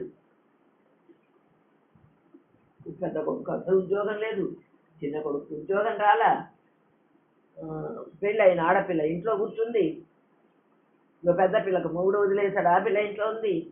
ఇటువంటి దానికి దీక్ష ఇస్తే ఇచ్చిన నెల రోజుల లోపలే ముందర ఉద్యోగం లేని వాళ్ళకి ఉద్యోగం, ఆడపిల్లని మొగుడు వచ్చి తీసుకెళ్ళిపోయినాడు, మొగుడు విడిచేసి పెట్టిలా ఇంట్లో ఉన్నాయి. ఇవన్నీ సమస్యలు తల్లికి. ఇంటికి ఏందయ్యా బాధ అంటే ఇవే. పొడి చేసి పెళ్లి చేసిన పిల్ల పోలేదు, పెళ్ళైన పిల్లలు భర్త వదిలేశాడు, ఇద్దరు కొడుకు ఉద్యోగం రాకపోవటం, కొన్ని భర్త ఏమన్నా ఇల్లు వాకిలు పట్టుకున్నాడంటే ఆయన తాగుడు, ఆయన తిరగటం, ఆయన చూడు, ఆయన గోల ఆయనది. ఇలాంటి వాళ్ళు వచ్చి దీక్ష తీసుకుంటే ప్రత్యక్ష సాక్ష్యం సముద్ర పండిత. ఎటు దోవ కనిపించిన వాళ్ళకి ఈ నామం అలే బాగా అంత పాండిత్యం గలది, కానీ ఆమెను పండిత అని ఉచ్చరింపబడింది. యోగ్యతను బట్టి, సాధనానుగుణమైన యోగ్యతను బట్టి వారికి ఎటువంటి అవసరమో తెలుసుకోగల ప్రజ్ఞ కాబట్టి ఆమె. మనం పోయి అమ్మా అని పట్టుకుంటే చాలు, వాడికి ఏది అవసరమో దాన్ని ఇచ్చి అంత పండితురాలు ఆమె, ప్రజ్ఞ గలది. మనం ఏం వెళ్ళి కోరక్కర్లా. దీనికి ఉదాహరణ ఏంటంటే పిల్లవాడు స్కూల్ నుంచి వస్తూ పడి దెబ్బ తగిలి ఎడుస్తూ అమ్మ అమ్మ అమ్మ అని వచ్చాడు. అందరు అమ్మ ఏం చేస్తుంది? తనదు తనదు, అమ్మ ఎప్పుడు తనదు. ముందర వచ్చి ఏమైంది నాన్న, దెబ్బ తగిలిందా అని వాడికి పొట్ట చూస్తుంది. స్కూల్ నుంచి కొట్టదు, ముందర పొట్ట చూసి ఏడుస్తుంటే కడుపు నిండా పెడుతుంది. తర్వాత శుభ్రం చేసి మందేస్తుంది, ముందర పొట్ట చూస్తుంది. వాడు ఆకలేసి ఏడుస్తున్నాడా దెబ్బ తగిలిందని ఇన్ని ఆలోచన ఒక్క క్షణంలో. మీరందరూ తల్లులే కదా, ముందర వెంటనే చూసేది ఉంది పొట్ట చూసి. ఇప్పుడు ఆకలి మీద దెబ్బ తగిలి పెద్దగా ఏడుస్తాడు. అది గమనించుకొని నిజంగా అల్లరి చేసి దెబ్బ తగిలించుకుంటే ఎరడు చూస్తుంది. ఆకలి వేసి ఏడుస్తుంది, అందరూ ఏం చేస్తుంది? అన్నం పెడుతుంది. ఈ అమ్మ కూడా అద్భుతమైన శక్తి గలదు. పోతే చాలు అమ్మ అమ్మ అని పోతే పట్టుకుంటే చాలు. సంసార పంక నిర్మగ్న సముద్ర పండితాయ, ఉద్ధరించటంలో చాలా ప్రజ్ఞ గలదు. పండితురాలంటే చాలా గొప్పది అని కూడా అర్థం. మనం ఏమి చేస్తే గోతులో పడతామో తెలియజెప్పడానికే మనకు ఇబ్బందులు కష్ట నష్టాలు వస్తాయి, కానీ మనపై పగతో వాటిని ప్రకృతి కల్పించినవి కాను అని మాత్రం మనం తెలుసుకోవాలి. ఎందుకు నాకే కష్టాలు వస్తున్నాయి, నాకే ఇబ్బందులు ఎందుకు వస్తున్నాయంటే మనం ఏ గోతిలో పడతామో తెలియజెప్పడానికే కష్టాలు ఇబ్బందులు పెట్టి ఆమె మనల్ని బయటికి లాగ. యజ్ఞప్రియ యజ్ఞకర్తి యజమాన స్వరూపిణి. యజ్ఞాలంటే ఏంటి? యజ్ఞాలు 5 రకాలు. దేవయజ్ఞం, పితృయజ్ఞం, భూతయజ్ఞం, మనుష్య యజ్ఞం, బ్రహ్మయజ్ఞం. మనం ఇప్పుడు చేసే యజ్ఞం ఏంటి?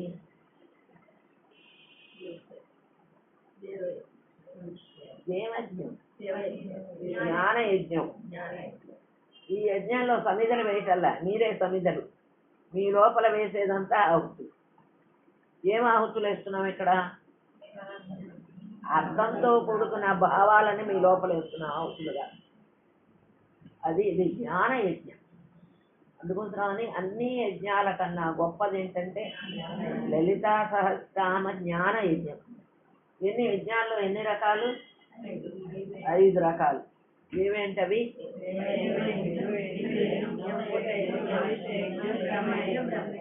5 యజ్ఞాలు. ఈ 5 యజ్ఞాలలో శ్రేష్టమైనది జ్ఞాన యజ్ఞం. అందుకనే మహాత్ములందరూ, పెద్ద వాళ్ళందరూ, గురువులందరూ జ్ఞాన యజ్ఞాలు చేస్తారు ప్రవచనాల ద్వారా. ఎందుకంటే మనుషుల యొక్క మనసుల్లో జ్ఞాన బీజాలు వేయాలి. కార్యాలు చేస్తున్నా, యజ్ఞాలు చేస్తున్నా జ్ఞాన బీజాలు వేస్తే కానీ చేసేదానికి అర్థం తెలుసుకోడు. అందుకు శ్రీమాత లోకోపకారం లక్ష్యం కలిగి సృష్టి జీవుల మీద గల ప్రేమతోనే కాయలు పండ్లు ఇవ్వడం, వర్షాలు సకాలంలో వర్షింపజేయడం, నియమబద్ధమైన గ్రహచలనాలు ఇవన్నీ శ్రీమాత దృష్టిలో ఆమె చేసే యజ్ఞాలే. మంచి మాటలతో నలుగురి బ్రతుకులను బాగు చేసేది వాచక యజ్ఞం. అతివృష్టి అనావృష్టి నుండి దేశాన్ని కాపాడబడేది, దేశక్షేమం కోసం చేసేది క్రతువులు యజ్ఞాలు. పెద్ద క్రతువులు చేస్తారు. మొన్న అక్కడ క్షేమకుర్తిలో చేస్తే ఇవన్నీ క్రతువులు.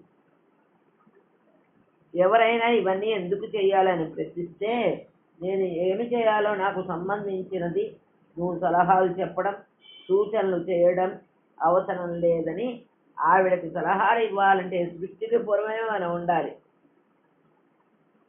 ఇవన్నీ ఎందుకు చేయాలి? క్రతువులు కానీ, యజ్ఞాలు కానీ, జ్ఞాన యజ్ఞాలు కానీ, పితృయజ్ఞాలు కానీ ఎందుకు చేయాలి?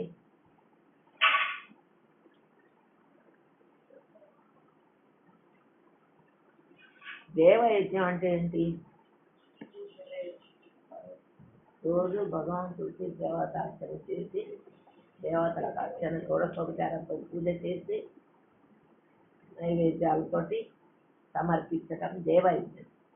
పితృయజ్ఞం అంటే ఎప్పుడైతే మన పితృ అంటే తల్లిదండ్రులు చనిపోతారో ఆ రోజు పితృయజ్ఞం చేయాలి. ఎవరైనా సరే వాళ్ళని తలుచుకుంటూ ఇవి సమర్పణ చేయాలి, నువ్వులు నీళ్ళు. దాన్ని పితృయజ్ఞం అంటారు. భూత యజ్ఞం అంటే రోజు ఒక జీవికి బలిగా సమర్పణ చేయాలి, అది భూత యజ్ఞం. ఒక కాకికో పురుకో ఎవరికో ఒకడికి పెట్టడం భూత యజ్ఞం. ఆవుకైనా పెట్టచ్చు. మనుష్య యజ్ఞం అంటే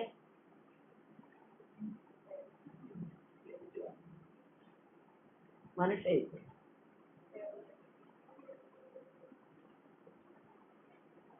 సేవ కాదు. నువ్వేం నేర్చుకుంటున్నావు? మంచిది. ఇప్పుడు జ్ఞాన యజ్ఞం చేస్తున్నావు, వీళ్ళలో ఉండే జ్ఞానాన్ని ఇంకోళ్ళకు పంచడం, అది మనుష్య యజ్ఞం. అంటే మనము ఎంతసేపు ఏం పంచుతాము, అలాగే ఎక్కడ ఏం జరిగి కొత్తగా ఉన్నది. ఇది ఎక్కడ కొన్నారు? బాగుంది ఎత్తలేదు. ఇదే మనం చేసే యజ్ఞాలు అవి. కానీ విన్న తర్వాత మనుషుల్లో భావాలు మారాలి. భావాలు మారి నువ్వు తెలుసుకున్న జ్ఞానాన్ని ఇంకోళ్ళకు పంచుకుంటే అప్పుడు నీలో జ్ఞాన వృద్ధి జరుగుతుంది. అది మనుష్య యజ్ఞం. బ్రహ్మ యజ్ఞం అంటే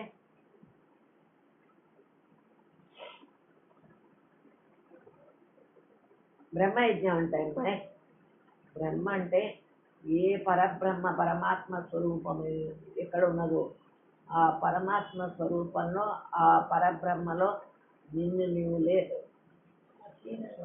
నువ్వు తీసుకెళ్ళి దానిలో కలిపి సమాధి స్థితిలో ఉంటాం. బ్రహ్మయజ్ఞం. దీనిలో మన చేత ఏంటి?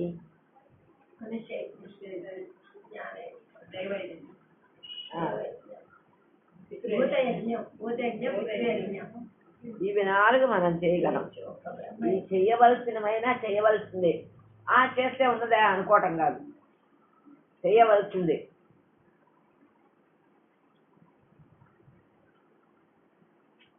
మంచి మాటలతో నలుగురి బ్రతుకులను బాగు చేసేది వాచక యజ్ఞం.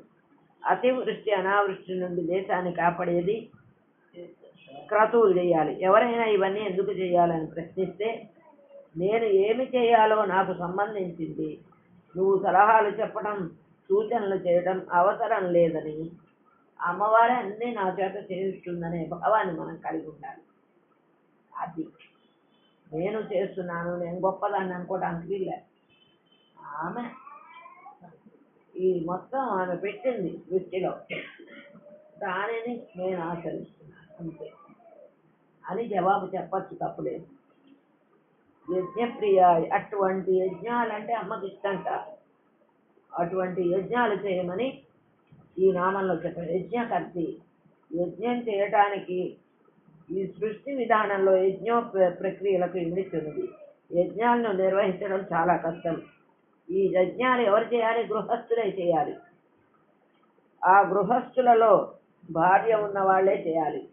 అలా భార్యాభర్తలు కలిసి చేసిన యజ్ఞంలో భర్త రూపంలో ఉన్న గృహస్థుని సోమయాజి అని, భార్య రూపంలో ఉన్న గృహిణిని సోమిదేవమ్మ అని అంటారు. ఈ యజ్ఞం పూర్తయ్యే వరకు వాళ్ళు పార్వతీ పరమేశ్వరులతో సమానం, దీక్షలో ఉంటారు. దీక్షా వస్త్రాలు కట్టుకొని ఎంత ఐశ్వర్యం ఉన్నా సరే పట్టు చీరలు ఇటు చీరలు కట్టుకోవడానికి వీళ్ళ దీక్షా వస్త్రాలు కట్టుకొని వాటితోటే చేయాలి, ఎట్లా పడితే అట్లా చేయడానికి వీళ్ళు. అది ఇట్లా యజ్ఞం చేసే వారి రూపంలో ఉండేది యజ్ఞకర్త్రి. కర్త ఆమెగా కూర్చొని ఉంటుంది వాళ్ళలో, యజమాన స్వరూపిణి. అలాగే యజ్ఞం చేయబోయే ముందు గృహస్థులకు ఆ యజ్ఞం చేద్దామనే సంకల్పం కలగటానికి ప్రేరణ ఇచ్చేది కూడా శ్రీమాతే. యజ్ఞకర్తి యజమాన స్వరూపిణి. యజ్ఞం చేసే యజమాని హృదయంలో ప్రవేశించి ఆ పనిని సక్రమంగా చేయిస్తుంది. సంకల్పం గట్టిగా ఉంటే చాలు, దానిని సఫలీకృతం చేసేది పరమేశ్వరి. ఫలాపేక్ష లేకుండా చేసే ప్రతి కార్యము యజ్ఞమే. పరమేశ్వరుడు సమయజ్ఞుడు, పరమేశ్వరి సమయజ్ఞ. కర్మల వలన యజ్ఞం ఫలిస్తుంది, కర్మలు బ్రహ్మ వలన ఫలిస్తాయి. ఇలా కర్మధర్మ సమన్వయానికి యజ్ఞం కీలకం. యజ్ఞం చేసేందుకు కావలసిన సాధనా సంపత్తి కూడా అమ్మ అనుగ్రహం వల్లనే లభిస్తుంది. యజ్ఞప్రియ, యజ్ఞకర్తి, యజమాన స్వరూపిణి. ఈ మూడిట్లలో మూడు ఒక్కొక్క రకంగా ఒక్కొక్క ప్రేరణ కలిగిస్తూ ఉంటాయి. ధర్మాధార ధనాధ్యక్ష ధనధాన్య వివర్ణి, విప్రప్రియ విప్రరూప విశ్వభ్రమణకారిణి. ధర్మాధార ధనాధ్యక్ష, ఆమె ధర్మానికి ఆధారభూతమైంది. ఏ ధర్మం? పురుషార్థాలు 4: ధర్మ అర్థ కామ మోక్షాలు. ధర్మం మారుతూ ఉంటుంది. కృతయుగంలో ధర్మం త్రేతాయుగంలో లేదు. త్రేతాయుగంలో ఉన్న ధర్మం ద్వాపర యుగంలో లేదు. మరి ద్వాపర యుగంలో ఉన్న ధర్మం కలియుగంలో లేదు. ధర్మం ఆ యుగాన్ని బట్టి ధర్మం మారుతూ ఉన్నది. అయితే ధర్మం అంటే ఏంటి? ఉప్పు ధర్మం ఏంటి? మన పంచదార ధర్మం. ఈ రెండు వాడి ఆ వస్తువుల యొక్క ధర్మం వాటికి ఉన్నది, అది వాటి యొక్క తీరు. దాన్ని మనం మార్చగలమా? ఈ ధర్మానికి ఆధారం ఎవరు? ఈ ప్రపంచంలో ప్రతిదీ కదలటానికి, ప్రతి పని చేయటానికి ఆధారం ఆమె. ధర్మంగా ఎవరు ప్రవర్తిస్తూ ఉంటాడో వాడికి బాహ్యంగా కష్టాల్లాగా కనిపిస్తుంది, అని వాడిని ఆమె దగ్గరికి తీసుకొని వాడికి ఆధారం అయ్యేది, ధర్మానికి ఆధారం అమ్మ. అట్లా ధర్మాన్ని పట్టుకొని ఉన్న వాళ్ళు ఎవరు? ధర్మరాజు, సత్యహరిచంద్రుడు, వీళ్ళందరినీ ధర్మాన్ని పట్టుకొని ఉన్నారు. ధర్మరాజు ఎలాంటి సమస్య, ఎలాంటి ప్రాణం మీదకి వచ్చినా ధర్మం వదల. అందుకని అవసాన కాలంలో ఆయన హిమవత్పర్వతానికి ఎక్కేటప్పుడు అందరూ ఒక్కొక్కళ్ళు పడిపోయినారు. భీముడు అడుగుతూ ఉన్నాడు, వాళ్ళు ఎందుకు పడ్డారు, వీళ్ళు ఎందుకు పడ్డారు, సహదేవుడు ఎందుకు పైగా పడిపోయినాడు, సహదేవుడికి అన్నయ్య అందగాడిని అనే అహంకారం పడిపోయినాడు. నకులుడికి ఇంకోటి, నేను బాగా దూరదృష్టి ఉంది, నేను ఎక్కడైనా చూడగలననే అవన్నీ వాడు పడిపోయినాడు. అర్జునుడికి ఎట్లా ఎందుకు పడిపోయినాడు, నాలో ఉండే విలువ ప్రావీణ్యం ఎవ్వడిలో లేదు అనే అహంకారం వల్ల భీముడు ఎందుకు పడిపోయినాడు? తిండిపోతాయి, వేరే జాత లేకుండా కన్నబలం పెంచుకొని వాడు అవసాన కాలంలో పడిపోయినాడు. కేవలం ధర్మరాజే ధర్మానికి నిలబడి వాడే ఎవరికైతే శరీరంగా ఆయన ఒక్కడే వెళ్ళగలిగింది. ఆయనతో పాటు ఆయన చేసిన ధర్మం శునక రూపంలో వెళ్ళాడు. ధర్మం ఎట్లాంటి వాడిందో ఆ ధర్మం చేస్తే కాపాడటానికి వీళ్ళారు.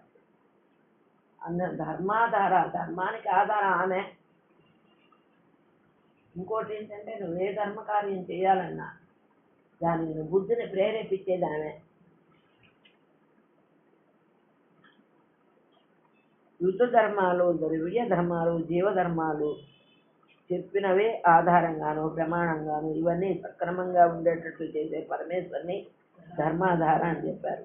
అంటే మనం ధర్మాన్ని ఎందుకు ఆచరిస్తున్నామంటే అది నన్ను రక్షించింది. మనకు వేదవాక్యాల్లో ఉంది కదా, ధర్మో రక్షిత. ధర్మం, నువ్వు ధర్మంగా ప్రవర్తిస్తుంటే ఆ ధర్మం నిన్ను రక్షిస్తుంది అని వేదాలలో చెప్పిన వాక్ అది. పురాణాల్లోది కాదు, వేదంలో వాక్. అది నన్ను రక్షిస్తుందని చెప్పు. ఆ ధర్మాన్ని నేను ఆచరించి ఇతరులకు కూడా ఆచరించేటట్టు చెప్పాలి. మరి నేను ఆచరించాలిగా. నేను ఊరికనే నోటెంబడి ధర్మపన్నాలు కొనుతుంటే ఈమె కోతలకు వస్తుందిలే ఊరికనే పనా పాట అని నువ్వు వదిలికుండా అనకపోయినా లోపల నీకు ఆ భావం వస్తుందిగా. అందుకని ఏది నువ్వు చేయగలవో అదే చెప్పగలగాలి. చెప్పేదే చేయాలి, చేసిందే చెప్పాలి. అది ధర్మం. ఇటువంటి ధర్మం ఆచరించే వాడికి అదే ఆధారం. ధర్మాధార ధనాధ్యక్ష. ధనానికి ఆమె అధికారి. ధర్మపరాయణులైన ధర్మాచారపరాలు, ధర్మం ఆచరిస్తే ధర్మాచార పరాయణులకు ఆమె ఐశ్వర్య స్వరూపిణిగా ప్రసాదిస్తుంది. ఐశ్వర్యాన్ని వాడికి తిండికి గుడ్డకు లోటు ఉండదు. ఎవరైనా చూసుకోండి, శ్రీవిజ పరంపరలో అమ్మ ఉపాసన చేసే వాళ్ళకు తిండికి గుడ్డకు లోటే ఉండదు. అద్భుతమైన ఐశ్వర్యం రాకపోవచ్చు కానీ ధర్మాధార ధనాధ్యక్ష తిండికి గుడ్డకు లోపం లేకుండా చక్కగా అయితే వాడు దాంతో తృప్తి చెందవచ్చు. ఆ తృప్తి అనేది ఐశ్వర్యం. ధనం ఇహలోక సౌఖ్యాలకు సంబంధించింది, ధర్మం పరలోకంలో ముడిపడి ఉంది, పుణ్యాలకు సంబంధించింది. కుబేరుడు ఉపాసించే దేవత కూడా కుబేరుడు ఉపాసించే ఉపాస దేవత పేరు ధనాధ్యక్ష. ఆయన కూడా మనకు 12 మంది ఉపాసన చేసే వాళ్ళలో కుబేరుడు కూడా ఒకడు. ఆయన ఉపాసించే దేవత పేరు ధనాధ్యక్ష. ఏమీ లేకపోతే నోట్ల కట్ల వలన ప్రయోజనం లేదు. అంటే ప్రాణాధారము జీవనాధారము అయిన వాటిని వాస్తవానికి ధనం లేదా సంపద అనాలి. ఈ విధమైన ధనానికి కూడా శ్రీమాతే అధికారి. ఇప్పుడైతే దీనికి కూడా మనం ఇవన్నీ ఇచ్చాము, దీక్షలు ఇచ్చాంది. ధర్మాధార ధనాధ్యక్ష ధనధాన్య వివర్ధిని. అట్లాంటి వాళ్లకు ధనము కానీ ధాన్యానికి కానీ ధనధాన్య వివర్ధన అంటే ధనధాన్యాలను విశేషంగా వర్ధిల్లపజేస్తున్నారు. ఎవరికి? కోరికలతో అమ్మ దగ్గరికి వెళ్ళి నాకు ఫలానా ఇల్లు కావాలని ఉందమ్మా అని దీక్ష చేసామనుకోండి, ఇల్లు ఇస్తుంది. దీక్ష ఒక మండలం అయ్యేటప్పటికి ముందర స్థలం చూపిస్తుంది. తర్వాత 2వ మండలం 3వ మండలం అయ్యేటప్పటికి ఇల్లు కట్టడం మొదలు పెడతారు కూడా. అద్భుతమైన ఫలితం. ఇవన్నీ దీక్షలు ఇచ్చినవే.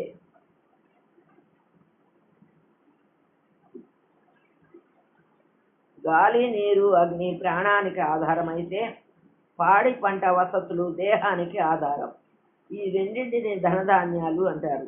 పరమేశ్వరి ఈ రెండింటిని పుష్కలంగా తన భక్తులకు వర్ధిల్లచేస్తుంది. విప్రప్రియ విప్రరూప విశ్వభ్రణకారిణి. విప్రప్రియ అంటే మనం ఇప్పుడు ఎన్నోసార్లు వచ్చింది. ఎవరైతే వేదాన్ని చదువుకొని దాన్ని అధ్యయనం చేస్తుంటారో అటువంటి బ్రాహ్మణాన్ని విప్రులు అంటారు. విప్రులు అని ఎప్పుడు అంటారు? ఉపనయనం అయ్యి వేదాధ్యయనం చేసే వాళ్ళని విప్రులు అంటారు.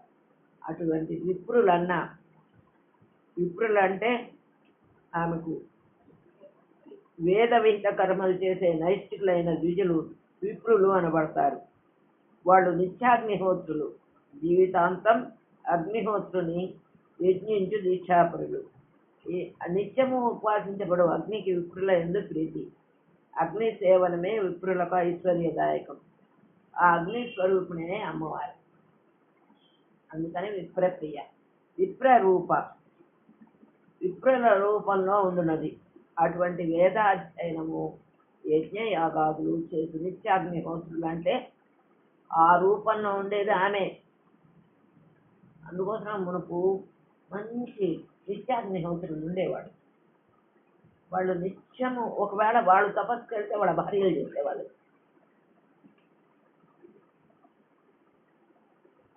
వాళ్ళను మామూలు నిష్టగా చేసేవాళ్ళు.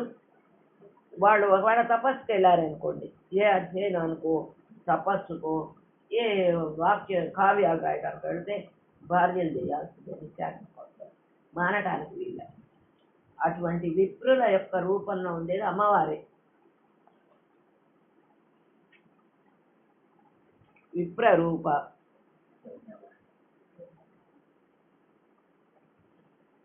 అగ్నిహోత్రుడు విప్రుడు, విదగ్ని రూపిణి పరమేశ్వరి, విప్ర రూపిణి. భూలోకంలో వేదవేత్తలైన విప్రులను భూదేవతలు అంటారు. వేదాధ్యయనం చేసిన బ్రాహ్మణులు ఆమెకు చాలా ఇష్టం. వాళ్ళ నోట పలికే వేద మంత్రాలను ఆమె వారి నాలుకలో చేరి పలికించుకుంటుంది. మనం కూడా విన్నాం కదా, ఈ సామవేదము, ఋగ్వేదము, యజుర్వేదము చదివే బ్రాహ్మణులు వస్తారు పెద్ద పెద్ద యజ్ఞాలు చదివేటప్పుడు. అవి వింటుంటే మనకు కూడా స్తంభించిపోతుంది బుద్ధి. ఆ శబ్దానికి అంత కష్టం అవి.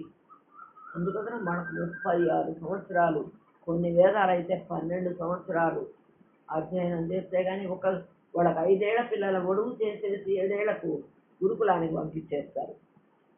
వాళ్ళ చిన్నపిల్లలప్పటి నుంచి ఒక్కొక్క పదం వల్లిస్తూ ఉంటారు. చెప్పింది చెప్పింది. అలా వాళ్ళు 12 ఏళ్ళు కొంతమంది, 36 ఏళ్ళు కొంతమంది, 26 ఏళ్ళు కొంతమంది అట్లా వేదాన్ని అధ్యయనం చేస్తారు. అలాంటి వాళ్ళు సుస్వరంతో వేదం చదువుతుంటే అక్కడున్న మలినాలన్నీ పోతాయి.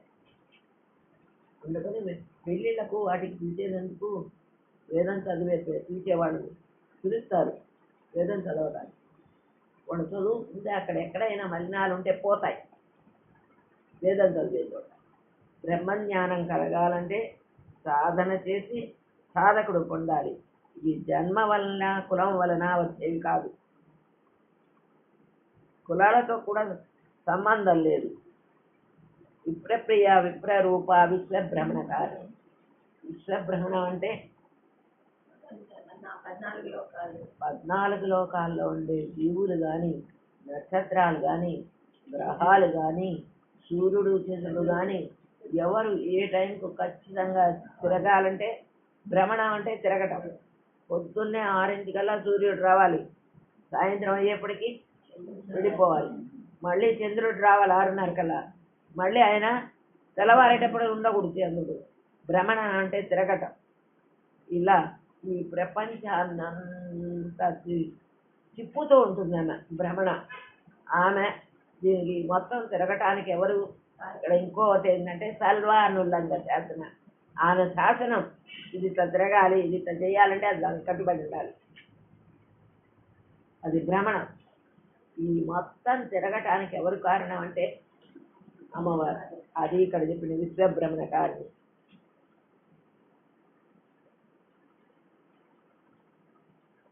విశ్వగ్రాస.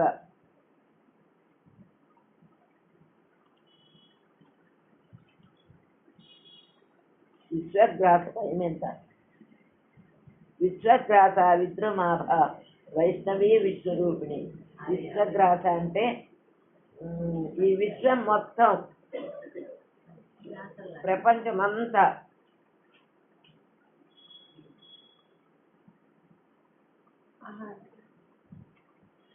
ప్రళయం వచ్చిందనుకోండి, ఈ మొత్తం విశ్వాన్ని అంతటిని 14 లోకాలని శిరోదహన కరిగిసరి దీన్ని ఆహారంగా చేసి. గ్రాస్ అంటే గడ్డి, అమలు ఎవరైతే తింటారో అది ఆహారం. ఈ మొత్తం 14 లోకాలని ఆహారంగా లోపలికి తినేస్తుంటారు. విశ్వగ్రాస మొత్తం విశ్వాన్ని చెక్కు చెదరకుండా ఉండి మళ్ళీ సృష్టి ప్రారంభంలో బయటికి వ్యక్తమవుతుంది. ఇలా విశ్వాన్ని అంతటినీ తనలోకి గ్రహించి శ్రీమాతను విశ్వగ్రాస అంటారు. విద్రుమాభ అంటే పగడపు రంగు కాంతి ప్రకాశిస్తుంది. అస్తమయ సూర్యుడు పగడపు రంగులో ఉంటాడు. మళ్ళీ పగలు రాత్రిలోకి లీనమయ్యే కాలం సూర్యాస్తమయ కాలం, అది ప్రళయం. విశ్వ సృష్టి ప్రారంభానికి ఈ రెండింటికి సంబంధించిన పొద్దునే ఉదయించేటప్పుడు పగడపు రంగులో ఉంటాడు.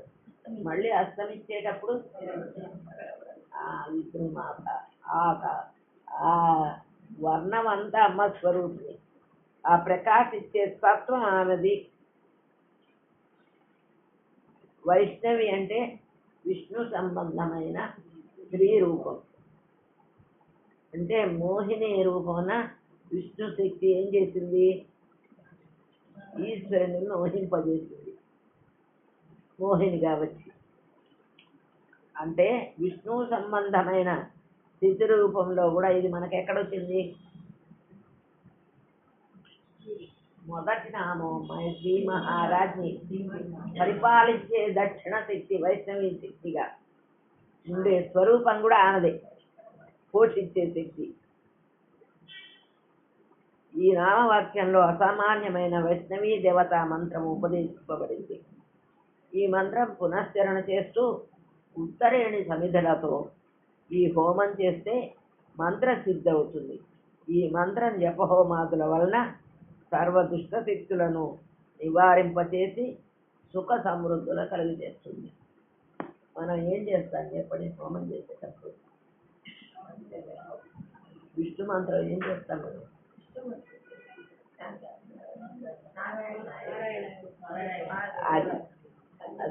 అదిదా నారాయణ మంత్రం కూడా ఉత్తరేణి సమిధులతో హోమం చేయాలి. చేస్తే ఏమవుతుంది? దుష్టమైన శక్తులన్నీ పోతాయి.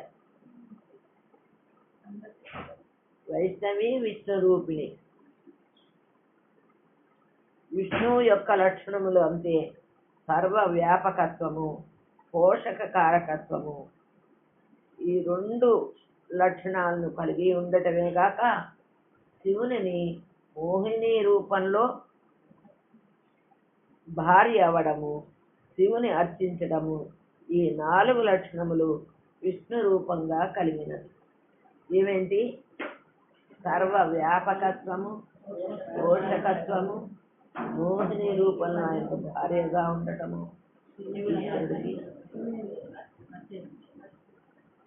శివుని అర్చించటం. ఈ 4 లక్షణాలు విష్ణు రూపంగా కలిగినది కాబట్టి ఆమెని విశ్వరూపిణి అన్నారు.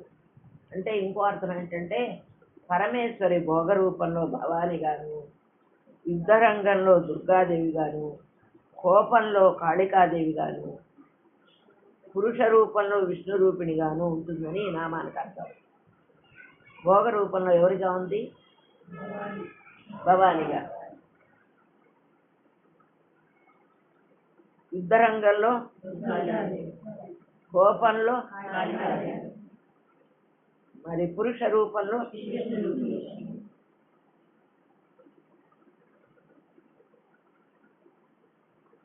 అయోని యోని నిలయ కూటస్థ కులలో. అయోని అంటే ఆమెకేమి ఉత్పత్తి స్థానం లేదు. అయోనిజ ఆమె. ఎప్పుడు పుట్టింది అయోనిజిగా?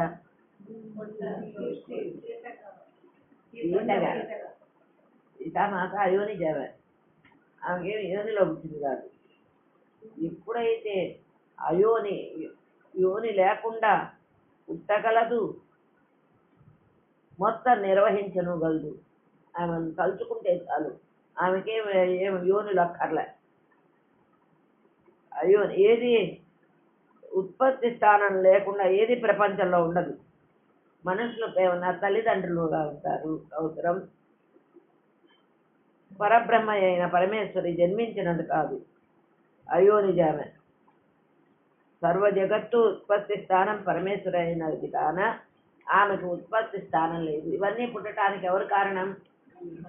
అమ్మవారే. ఆమెకేమీ కారణం లేదు పుట్టడానికి. యోని నిలయ అంటే ఉత్పత్తి స్థానముకు నిలయమైనది. సమస్త విశ్వము శ్రీమాత నుండే వ్యక్తమైంది. తనకు వేరే ఉత్పత్తి స్థానం లేదు కాబట్టి అన్నింటికీ ఉత్పత్తి స్థానం ఆమె. శ్రీచక్రంలోని కేంద్ర బిందువు వద్ద శివశక్తి ఏక రూపిణిగా బిందు రూపంలో ఉండే పరమేశ్వరియే యోని నిలయ. బ్రహ్మకు జగత్తుకు శ్రీమాత యోగి స్థానం. అంటే ఏ జీవి పుట్టాలన్నా యోని కావాల్సిందే. యోని లేకుండా పుట్టడానికి లేదు జీవి. కాబట్టి ప్రతి వాళ్ళల్లో పుట్టే స్థానం ఏది? ఇది ఏ చక్రానికి సంబంధించింది? మూలాధారంలో ఉండే శక్తి ఉత్పత్తి స్థానంగా ఉంటుంది. అక్కడ ప్రేరణ కలిగించేది కూడా ఆమె. అమ్మవారు ఇంకా కను దేవలేదే, కళలు దేవలేదే అంటాం ఎవరైనా పుట్టేటప్పుడు. ఎందుకంటే ఆమె చూడాలి. యోని నిలయ, అయోని యోని నిలయ, కూటస్థ కులరూపిణి. చెక్కు చెదరకుండా ఒకే విధంగా ఉండేది కూటస్థం. ప్రతి వ్యక్తి చేసే వారి పనిని గమనిస్తూ వాటితో ఏమీ సంబంధం లేకుండా ఆ పనులన్నీ సాక్షి మాత్రంగా గమనిస్తూ నిర్వికరంగా ఉండే, అంటే ఆత్మగా ఉండేది కూటస్థ. ఆత్మని చెప్తున్నాడు ఇక్కడ. ప్రతి వాళ్ళల్లో ఉండే ఆత్మే కూటస్థ. శరీరం ఒకవేళ మరణం వచ్చి పోవచ్చు, కానీ లోపల ఉండే ఆత్మ కూటస్థుడుగా ఇంకో శరీరాన్ని తీసుకుంటుంది. అది కూటస్థ అంటే.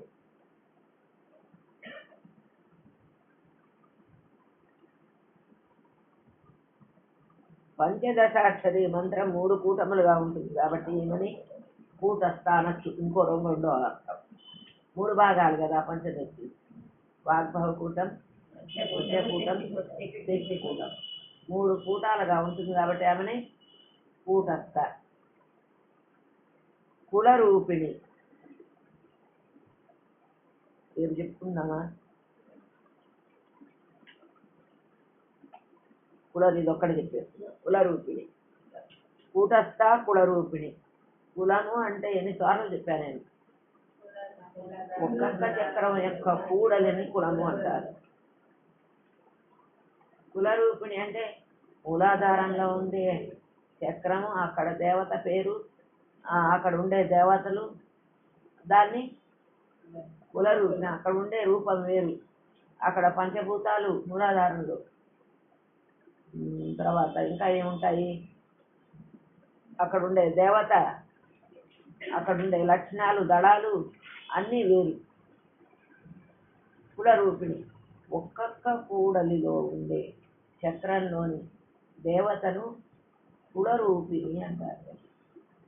ఇంకో కులం ఏంటి? మామూలుగా ఇప్పుడు ఉండే కులాలు కాదు, వృత్తిని బట్టి ఇప్పుడు కులాలు అవి కాదు. అది కూడా ఒక రకంగా కులాల వృత్తులు ప్రేరేపించింది కూడా ఆమె. కానీ ఇక్కడ అట్లా చెప్పుకోవడానికి వీళ్ళ. ఒక్కొక్క కూడలిని, ఒక్కొక్క చక్రంలో ఉండే కూడలిని కులము అంటారు. ఆ కూడల్లో ఉండే దేవతలు కులరూపిణి అంటారు.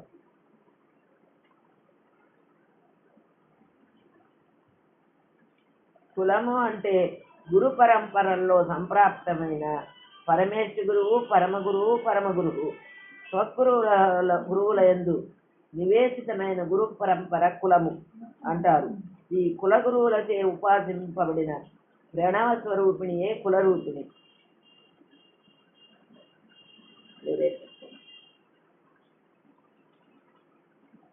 ఎందుకంటే ఇక్కడ చెప్పడము పరిగెత్తిపోతే ఇక్కడ రూపవర్ణన అయితే మనం చకచకా చెప్పుకోవచ్చు. ఇక్కడ అట్లా చకచకా చెప్పడానికి వీలు కాదు. ఇక్కడ అన్నీ తెలుసుకుంటూ ముందరికి పోవాలి.